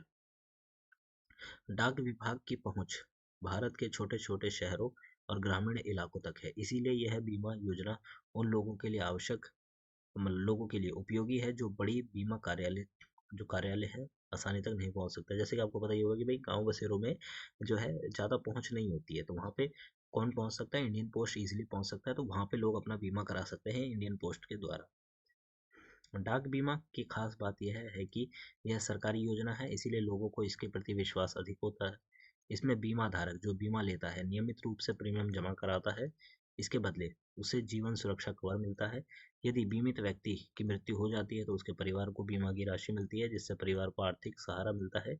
कई योजनाओं में मैच्योरिटी पर भी एक निश्चित राशि मिलती है, जिससे यह बीमा और बचत दोनों का काम करता है। ठीक है, कई ऐसे बीमा भी हैं जिनमें क्या होता है कि अगर आप की डेथ नहीं हुई है एक लिमिटेड उम्र तक, ठीक है, तो आपने जो पैसा जमा करा था वो आपको पूरा पैसा मिल जाएगा। तो पोस्टल लाइफ इंश्योरेंस पीएलआई में अलग अलग प्रकार की पॉलिसियाँ उपलब्ध हैं, ताकि व्यक्ति अपनी ज़रूरत के अनुसार जो है पॉलिसी चुन सके, जो चॉइस कर सके और जो पॉलिसी उसे लेनी है वो ले सके। ठीक है, तो यहाँ पे थोड़ा और है, आप लोग पढ़ लीजिएगा ये और ये उसके बारे में ही है। फिर यहाँ पे इंग्लिश मीडियम स्टूडेंट्स के लिए आ जाता है आपका आंसर। ये हमने शॉर्ट नोट क्वेश्चन है तो शॉर्ट नोट की फॉर्मेट में ही लिखा है। वैसे हमने इसे थोड़ा ज़्यादा बड़ा लिखा है, आपको इससे छोटा ही लिखना होगा, इतना बड़ा आपको लिखने की ज़रूरत नहीं है। ठीक है, तो ये हो जाता है। फिर आपका अगला क्वेश्चन आता है। अब यहाँ पे वो क्वेश्चन आ जाते हैं जो आपसे सिंगल टाइम पूछे गए हैं, तो हम उन क्वेश्चन को भी देख लेते हैं। वैसे हम इन्हें ज़्यादा डिटेल में देखेंगे नहीं, हम पॉइंट पढ़ते हुए चलेंगे, आप लोग समझते हुए चलिएगा और खुद पढ़ लीजिएगा। ठीक है, पहला क्वेश्चन आता है आपका, म्यूचुअल फंड बाजार जोखिमों के अधीन है। ये एक स्टेटमेंट है, क्या इस स्टेटमेंट से आप सहमत हैं? ठीक है, तो हाँ मैं सहमत हूँ। जो म्यूचुअल फंड बाजार है वो जोखिमों के अधीन है, क्योंकि म्यूचुअल फंड में लोगों का सारा पैसा शेयर, बॉन्ड्स और दूसरे जो मार्केट है उसके साधनों में लगाया जाता है, ताकि कीमतें बाजार के उतार चढ़ाव से बदलती रहती हैं। तो ये हो जाता है। पॉइंट में क्या लिख सकते हैं, म्यूचुअल फंड का अर्थ क्या है? पहले आप म्यूचुअल फंड के बारे में बताएंगे, दूसरे में आप बताएंगे बाजार जोखिम का मतलब क्या है। बाजार में गिरावट या उतार चढ़ाव होने पर फंड की वैल्यू जो है वो कम ज़्यादा होती रहती है। एनएवी पर असर, शेयर बाजार गिरने पर एनएवी जो होता है वो कम हो सकता है, बढ़ने पर एनएवी बढ़ सकता है।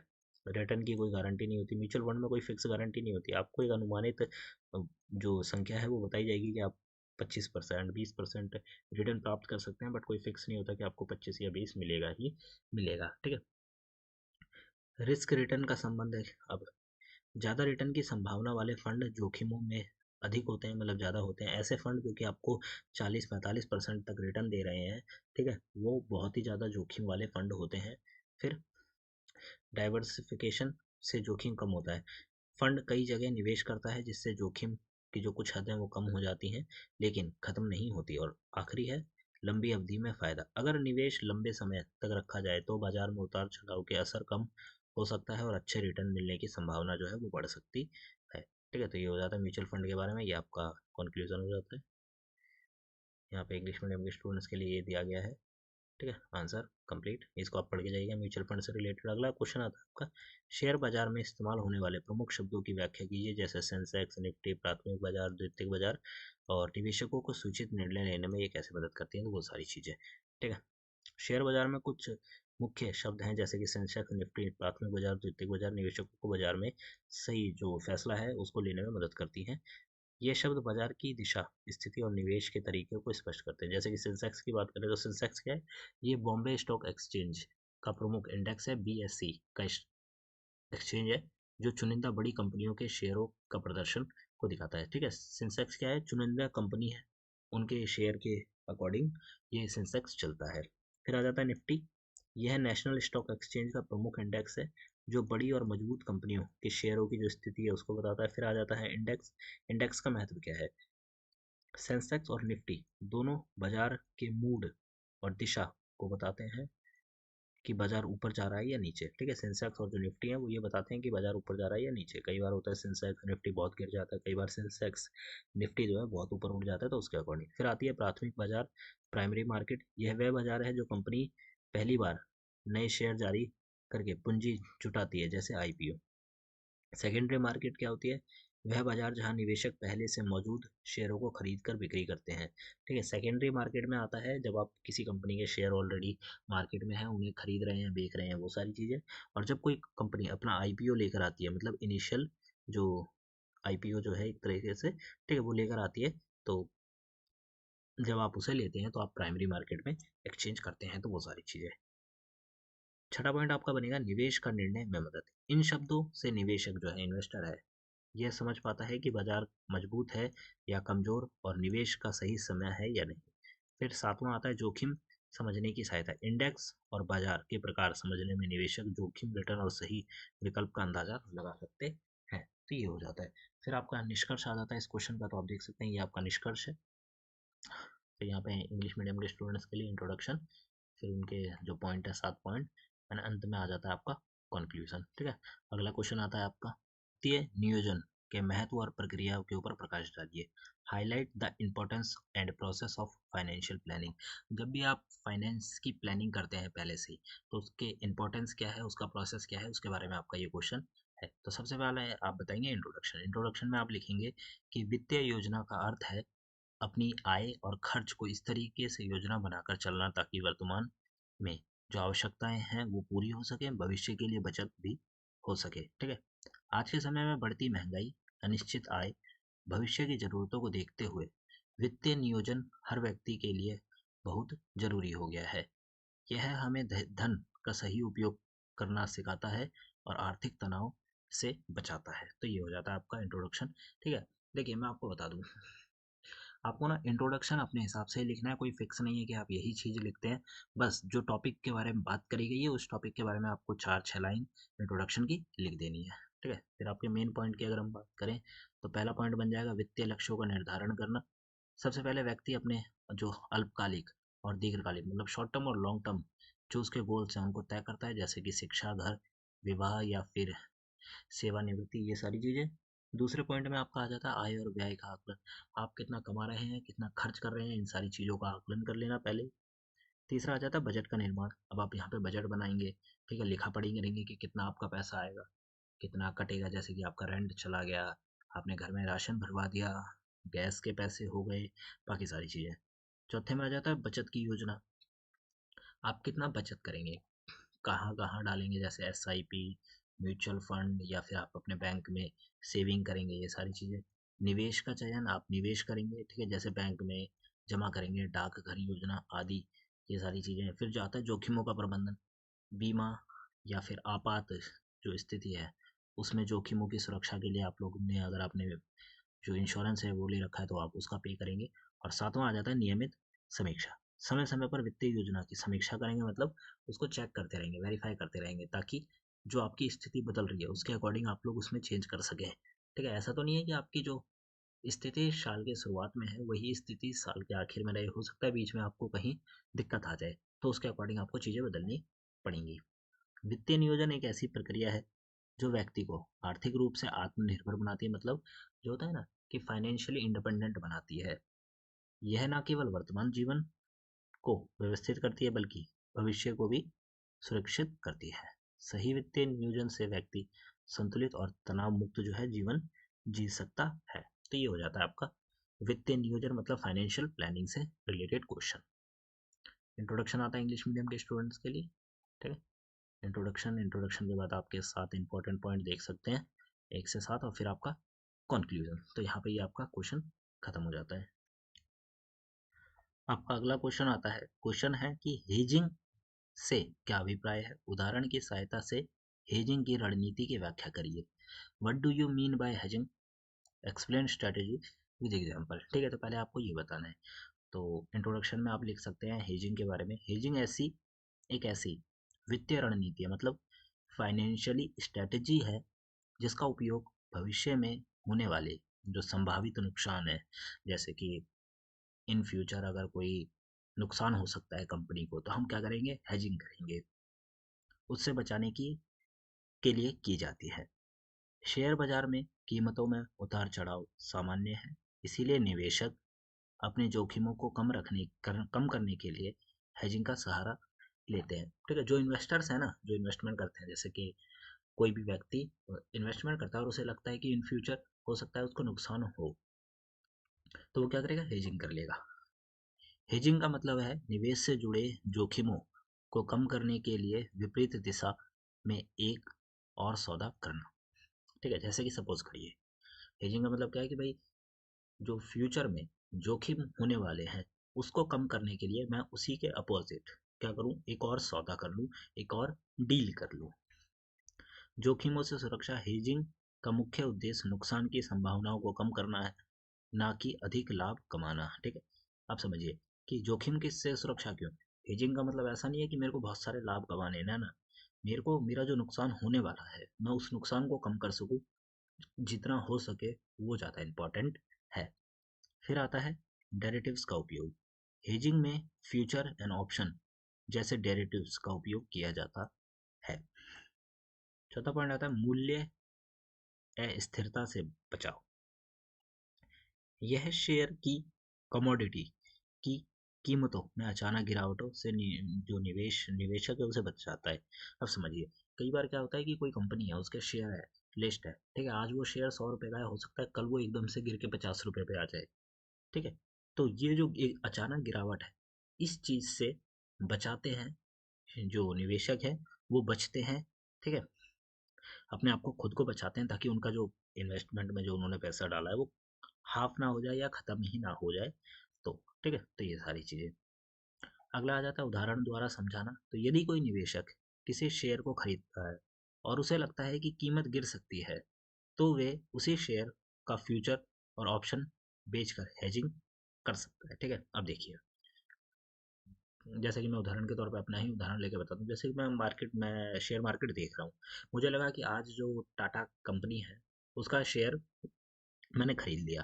फिर मैंने देखा कि हो सकता है इसका शेयर गिर जाए, तो मैं क्या करूँगा, फ्यूचर एंड ऑप्शन में ऑप्शंस में जाऊँगा, जिसको हम एफ एन ओ भी कहते हैं। ठीक है, F N O, future and options, तो इसमें जाऊँगा और जाकर मैं हेजिंग करूँगा। ठीक है, मतलब वहाँ पे मैं फ्यूचर एंड ऑप्शंस में शेयर को बेचकर हेजिंग कर सकता हूँ और क्या करूँगा, पैसे कमा लूँगा ताकि मेरा जो नुकसान यहाँ हो वो कवर हो जाए। ठीक है, जितना कम हो सके। ठीक है, तो ये सारी चीज़ें। निश्चितता प्रदान करना। हेजिंग से निवेशक को भविष्य की कीमतों को लेकर कुछ हद तक एक निश्चित जो है वो मिलता है। तो ये हो जाता है हेजिंग के बारे में इंपॉर्टेंट पॉइंट। फिर आ जाता है हेजिंग निवेशकों के लिए एक सुरक्षा कवच की तरह काम करता है। यह जोखिमों को पूरी तरह समाप्त नहीं करता, लेकिन उसे काफी हद तक क्या करता है, कम कर देता है। इसीलिए अस्थिर बाजार में हेजिंग का उपयोग एक रणनीति मानी जाती है। ठीक है, तो ये हो जाता है। फिर यहाँ पे हमने इंग्लिश मीडियम के स्टूडेंट्स के लिए प्रोवाइड कराया आंसर, आप देख सकते हैं। ठीक है, अब देखिए, आंसर आपको बना के ही लिखना होगा, मैं आपको सिर्फ पॉइंट बता सकता हूँ, उस पर्टिकुलर टॉपिक के बारे में बता सकता हूँ, आंसर राइटिंग आपको खुद करनी है। ठीक है, ये हो जाता है। अगला क्वेश्चन आता है आपका डीमेटरलाइजेशन। डीमेटरलाइजेशन शब्द से आप क्या समझते हैं? डीमेट खाते ने शेयरों को रखना और उनका व्यापार करने की जो प्रक्रिया है उसको कैसे आसान बनाया, आपको ये बताना है। डीमेटरलाइजेशन का मतलब है शेयर और अन्य जो सिक्योरिटी हैं उनको कागजी रूप से हटाकर इलेक्ट्रॉनिक रूप में करना। अब समझ लीजिए, नॉर्मल सी बात है। काफी टाइम पहले जब तक डीमेट अकाउंट नहीं थी ना, उस समय क्या होता था कि हम लोग किसी कंपनी के अगर स्टॉक खरीदना चाहते तो हम लोग पेपर्स में खरीदते थे। मैं गया, मैंने पैसा दिया, ठीक है, जो भी मेरा ब्रोकर है उसे पैसा दिया और उससे उस कंपनी के शेयर ले लिए, बॉन्ड जो आते थे एक टाइप से, वो ले लिए। ठीक है, बहुत लंबे टाइम तक ये प्रोसेस चली, परंतु आज के टाइम में क्या है कि भाई डीमेट अकाउंट आ चुके हैं। आपने अपने घर बैठे बैठे ग्रो के ऊपर एक डीमेट अकाउंट खोला, ठीक है, आपने डॉक्यूमेंट लिंक करे और उसके बाद आपने डायरेक्ट शेयर मार्केट में इन्वेस्टमेंट चालू कर दी। तो ये मतलब जो फिजिकल फॉर्मेट था उसे खत्म कर कर इलेक्ट्रॉनिक रूप में बदल देना डीमेटलाइजेशन कहलाता है। ठीक है, आज के समय में डीमेट खाता निवेशकों के लिए शेयर को सुरक्षित रखने का तरीका है, खरीदी बिक्री करने का सबसे आसान माध्यम बन गया। जैसे कि कई सारी company, grow, Zerodha, angel one, Oswal, ये कई कई बड़े बड़े नाम हैं जो कि डीमेट अकाउंट खुलवाते हैं, आपकी हेल्प करते हैं शेयर को इधर उधर करने में। तो वो सारी चीज़ें मुख्य बिंदु में आप लिख सकते हैं। पहला पॉइंट में डिमेटलाइजेशन का अर्थ है शेयर सिक्योरिटी को कागज से हटाकर डिजिटल रिकॉर्ड में रखना। दूसरा, डीमेट खाते का क्या मतलब है? यह बैंक खाते जैसा होता है, लेकिन इसमें पैसे की जगह share, bond, mutual fund, unit जो है वो रखे जाते हैं। तीसरा आता है शेयर रखने की प्रक्रिया आसान कर दे, मतलब शेयर रखने की जो प्रक्रिया आसान कर देता है। आप शेयरों को संभाल कर रखने की जरूरत नहीं है फाइल में, ठीक है, खोने का उनका कोई डर भी नहीं है, क्योंकि आपके शेयर ऑनलाइन किसी पोर्टल पर लिखे हुए हैं और आपके उतने ही रहेंगे। ठीक है, उसके बाद गवर्नमेंट भी सिक्योरिटी देती है, तो ये सारी चीज़ें हो जाती हैं। चौथे में आ जाता है खरीद बिक्री तेज और सरल। ऑनलाइन ट्रेडिंग के बाद शेयर सीधे डीमेट में आ जाते हैं और बेचने पर तुरंत कट जाते हैं, तो ये सारी चीज़ें। पांचवा आता है धोखाधड़ी और नकली शेयर कम। फर्जी सिक्योरिटी, डुप्लीकेट शेयर, चोरी जैसी जो समस्याएं हैं वो बिल्कुल ही खत्म हो चुकी हैं। छठा पॉइंट आता है ट्रांसफ़र और सेटलमेंट आसान। पहले शेयर ट्रांसफ़र में बहुत समय लगता था, अब ये प्रक्रिया बहुत ज़्यादा आसान हो गई है और तेज़ हो गई है। सातवां पॉइंट आ जाता है अन्य फ़ायदे, डिविडेंड, बोनस, फिर स्लिपेट, राइट्स इशू, ये सारी चीज़ें हैं, ये सीधा आपके खाते में अपडेट होती रहती है। ठीक है, आपको ऐसा कोई भी करने की ज़रूरत नहीं है। सब फॉर एग्जांपल, जब कभी कंपनी पुराने टाइम में जब डिविडेंड देती है, डिविडेंड का मतलब क्या होता है कि आपने किसी कंपनी के शेयर ले रखे हैं, जब कंपनी लाभ कमाती है, प्रॉफिट कमाती है, तो उस प्रॉफिट का एक हिस्सा आपको भी देती है। ठीक है, तो अगर आपके पास शेयर हैं तो आपको डिविडेंड मिलता था, तो वो डिविडेंड आपको जाना पड़ता था, अप्लाई करना पड़ता था, वो सारी प्रोसेस होती है। पर आज के टाइम में क्या है, आपने 1 रुपये का अकाउंट खोला, ठीक है, आपने किसी कंपनी के शेयर खरीदे, और जब वो कंपनी आपको एक तरीके से डिविडेंड देगी, तो वो डिविडेंड सीधा आपके बैंक अकाउंट में आ जाएगा। आपको कहीं जाने की ज़रूरत नहीं है, आप घर बैठे बैठे ही अपने डिविडेंड से पैसा कमा सकते हैं। मतलब आपको जो डिविडेंड मिला है वो आपका पैसा है। ठीक है, तो आपको कहीं जाने की ज़रूरत नहीं है, ईजी चीज़ें हो चुकी हैं। तो ये सारी चीज़ें, इस तरह डिमेटलाइजेशन ने शेयर बाजार को आधुनिक और सुरक्षित बनाया है। डीमेट डीमेट खातों ने शेयर को रखने, ट्रांसफ़र करने, ट्रेडिंग करना बहुत आसान कर दिया, जिससे निवेशक को परेशानी जो है परेशान के निवेश कर सकते हैं। ठीक है, बिना किसी परेशानी के जो इन्वेस्टर है वो इन्वेस्टमेंट कर सकता है। तो ये सारी चीज़ें हो जाती हैं। फिर ये आ जाता है आपका इंग्लिश मीडियम के स्टूडेंट्स के लिए। अगला आपका क्वेश्चन आता है, भारत में शेयरों पर दीर्घकालिक और अल्पकालिक पूंजीगत लाभ के कर व्यवहार पर विस्तार से बात करिए। ठीक है, elaborate on tax treatment of long term and short term capital gain on share. ठीक है, भारत में जब आप लॉन्ग टर्म और शॉर्ट टर्म पे क्या करते हैं, कैपिटल गेन करते हैं, तो उसके ऊपर टैक्स से रिलेटेड जो चीज़ें हैं वो आपको यहाँ पे बतानी है। ठीक है, जब कोई व्यक्ति शेयर को खरीद कर बाद में बेचता है, तो बिक्री मूल्य खरीद मूल्य से ज़्यादा होता है, तो लाभ होता है, पूंजीगत लाभ कहलाता है। वो क्या कहलाता है, आपका कैपिटल गेन कहलाता है। भारत में शेयरों पर पूंजीगत लाभ के मुख्य रूप दो भागों में बांटे जाते हैं, शॉर्ट टर्म और लॉन्ग टर्म में। ठीक है, अगर आपने 1 साल से ज़्यादा रखे हैं शेयर अपने पास तो लॉन्ग टर्म, और 1 साल से कम रखे हैं तो शॉर्ट टर्म। ठीक है, तो ये हो जाता है। अब बात करें पॉइंटों की, तो पहला पॉइंट बनता है पूंजीगत लाभ का अर्थ। शेयर बेचने पर होने वाला जो लाभ है, selling price minus purchase price. मतलब आपने अगर परचेज प्राइस आपका 50 रुपये था और आपका सेलिंग प्राइस 90 रुपये है, ठीक है, तो आपको 40 रुपये का क्या हुआ है, फायदा हुआ है, क्योंकि आपने 50 में खरीद के 90 में बेचा ना, तो 40 रुपये का फायदा हुआ। 40 रुपये आपका जो है कैपिटल गेन कहलाया। अल्पकालिक पूंजीगत लाभ होते हैं, शॉर्ट टर्म जो कैपिटल गेन है, इसमें आप कम समय के अंदर बेच देते हो अपने शेयर को, उससे पैसा कमाते हो। दीर्घकालिक में वो आते हैं जो कि लॉन्ग टर्म शेयर है, जैसे कि आपने लंबे टाइम तक रखा, मोर देन 1 ईयर। ठीक है, तो जब आप उसे बेचते हो तो उसके ऊपर आपको जो है कैपिटल गेन होता है वो। अब इसमें टैक्स क्या है, आमतौर पर शॉर्ट टर्म कैपिटल गेन पर टैक्स ज़्यादा होता है, क्योंकि यह कम अवधि का लाभ माना जाता है। लॉन्ग टर्म पर का अगर हम बात करें, तो लॉन्ग टर्म पर टैक्स के नियम अलग हैं और तुलनात्मक रूप से अधिक स्थिर और निवेश को बढ़ावा देते हैं। टैक्स की गणना का आधार करें, तो लाभ निकालने के लिए खरीद मूल्य, बिक्री मूल्य और खर्च जो ब्रोकरेज चार्ज, ठीक है, इनको ध्यान में रखा जाता है। और सातवां पॉइंट आ जाता है, लास्ट पॉइंट, कि निवेशकों के लिए महत्व। निवेशकों को टैक्स नियम समझकर ही शेयर में निवेश की अवधि तय करनी चाहिए, ताकि सही योजना बना सके। तो ये सारी चीज़ें, फिर ये आपका जो कंक्लूजन है वो हो जाता है। ठीक है, यहाँ पे आपका इंग्लिश मीडियम स्टूडेंट्स के लिए आ जाता है इंट्रोडक्शन प्लस बाकी सारी चीज़ें। ठीक है, फिर यहाँ पे आपका अगला क्वेश्चन आता है कि इलेक्ट्रॉनिक क्लियरिंग सिस्टम क्या है बैंकिंग प्रणाली में, ईसीएस के लाभ बताइए। जो हम ईसीएस के बारे में ऊपर बात कर चुके हैं, तो हम इसे यहाँ पे ज़्यादा नहीं देखेंगे, आप देख सकते हैं पॉइंट क्या है, ईसीएस का अर्थ, ईसीएस के प्रकार। ठीक है, बैंकिंग के समय की बचत, लाभ, जो कम लागत और कम कागजी काम, तेज सुरक्षा लेन देन, बल्क पेमेंट आसान, ग्राहक सुविधा पर भरोसा, ये सारी चीज़ें।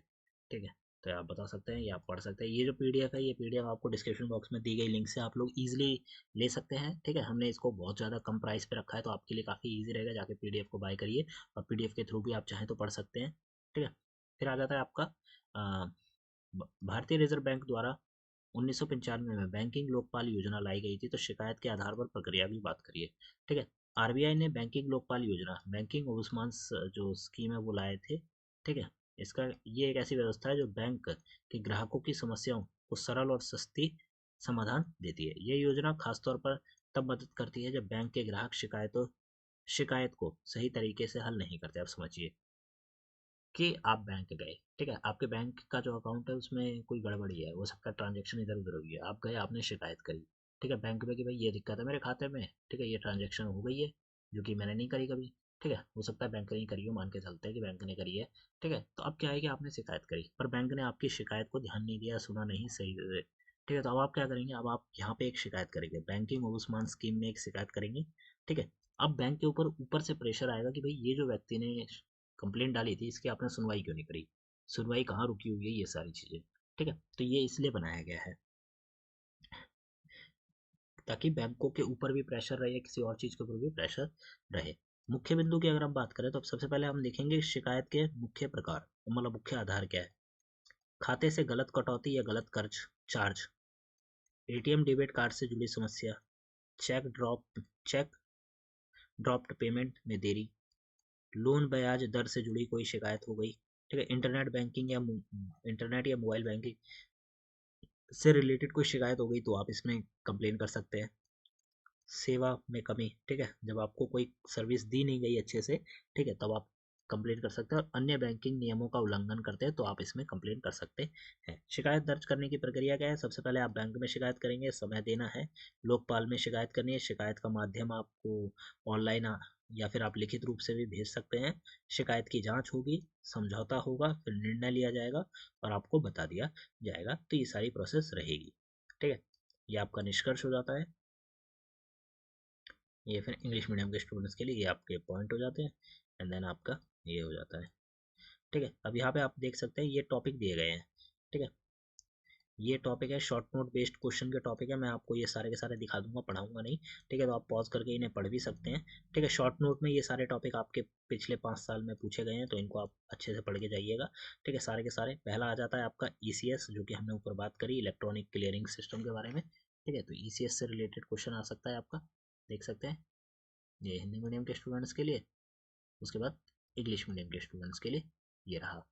फिर एनएससी आ जाता है हिंदी मीडियम के लिए, इंग्लिश मीडियम के लिए, ठीक है। अगला आपका टॉपिक आता है bull market versus bear market, ये इंपॉर्टेंट है, थोड़ा रिपीट हो चुका है तो इसको देख लीजिएगा, ठीक है, ये Hindi medium and then English medium. फिर क्रेडिट कैश क्रेडिट रिलेटेड चीज़ें भी आप पूछी जाती हैं तो ये आप पढ़ के जाइएगा, ये इंग्लिश मीडियम के स्टूडेंट्स के लिए। फिर शॉर्ट टर्म कैपिटल गेन से रिलेटेड क्वेश्चन पूछा जा सकता है शॉर्ट नोट में कि भाई आप कम समय में जो पैसा कमाते हैं शॉर्ट टर्म कैपिटल गेन करते हैं तो उससे रिलेटेड, ठीक है, फिर ये आपका शॉर्ट नोट इंग्लिश में आ जाता है। लॉन्ग टर्म कैपिटल गेन से रिलेटेड भी पूछा गया, आप देख सकते हैं, ठीक है, इंग्लिश मीडियम के स्टूडेंट्स के लिए। फिर आ जाता है किसान विकास योजना जो पत्र है उससे रिलेटेड, ये इंग्लिश मीडियम के स्टूडेंट्स के लिए। आईपीओ आ जाता है, इनिशियल पब्लिक ऑफरिंग से रिलेटेड, आईपीओ से रिलेटेड आ जाता है एक क्वेश्चन, ठीक है, तो आईपीओ के बारे में भी जरूर पढ़ के जाइएगा इंग्लिश मीडियम के स्टूडेंट को। फिर FPO follow on public offering, ये आ जाता है,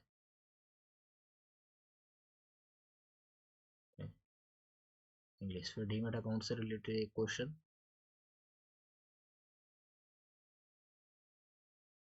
फिर सिविल स्कोर से रिलेटेड एक क्वेश्चन, सिविल स्कोर के बारे में आपको पता होगा, ये आपकी हेल्प करता है जब आपको लोन वोन चाहिए होता है, बैंक आपका सिविल स्कोर देखकर ही आपको लोन देता है नहीं देता, वो सारी चीज़ें डिसाइड होती हैं, ठीक है। फिर पैन आ जाता है, परमानेंट अकाउंट नंबर, जो कि आपका पैन कार्ड से रिलेटेड काम है यहाँ पे वो। फिर आ जाता है प्रॉपर्टी इंश्योरेंस से रिलेटेड, संपत्ति का आप बीमा कराते हैं, जो आपके पास प्रॉपर्टी है उसका आप इंश्योरेंस करा लेते हैं तो उससे रिलेटेड आ जाता है, ठीक है, शॉर्ट नोट। फिर मोटर इंश्योरेंस आ जाता है, ये आपका इंग्लिश मीडियम के स्टूडेंट्स के लिए देख सकते हैं। फिर मोटर इंश्योरेंस आ जाता है, ठीक है, किसी बाइक गाड़ी का इंश्योरेंस आपने करा लिया तो उससे रिलेटेड ये। फिर आपका इंग्लिश मीडियम के स्टूडेंट्स के लिए और आपका आता है पोस्टल लाइफ इंश्योरेंस आ जाता है, ठीक है, ये हो जाता है। फिर डेरेटिव से रिलेटेड चीज़ें आ जाती हैं, डेरेटिव के बारे में आप पढ़ के जा सकते हैं, ठीक है, ये ठीक है, तो यहाँ पे वो सारे क्वेश्चन खत्म हो जाते हैं जो कि आपके रिपीट हुए थे, हमने बात कर ली, ठीक है, ये आप इन टॉपिक के बारे में भी पढ़ के जा सकते हैं, ये वही टॉपिक है जो हमने ऊपर बात करी, बस हमने उनके बारे में बताया कि कौन सा इंपॉर्टेंट है कौन सा नहीं, तो ये आप जरूर देखिएगा, इनको पढ़ के जाइएगा, ठीक है। तो यहाँ पे आपका खत्म हो जाता है, डिस्क्रिप्शन बॉक्स में दिए गए लिंक से आप लोग हमारे साथ टेलीग्राम जो इंस्टाग्राम है उस पर जुड़ सकते हैं, हमारे 2 टेलीग्राम के ग्रुप अवेलेबल है, वहाँ पे आप जुड़ सकते हैं। हमारे चैनल को सब्सक्राइब करिए और हमारे ऐप को डाउनलोड करिए, द लर्नर्स कम्युनिटी टीवीएसएल ऐप का लिंक आपको डिस्क्रिप्शन बॉक्स में मिल जाएगा। और इस नोट्स की पीडीएफ आप ले सकते हैं, डिस्क्रिप्शन बॉक्स में दी गई लिंक से आप लोग पीडीएफ को चेकआउट कर सकते हैं, तो पीडीएफ के थ्रू भी पढ़ सकते हैं। ठीक है, तो मिलते हैं अगली वीडियो में। Thanks for visiting on my channel guys.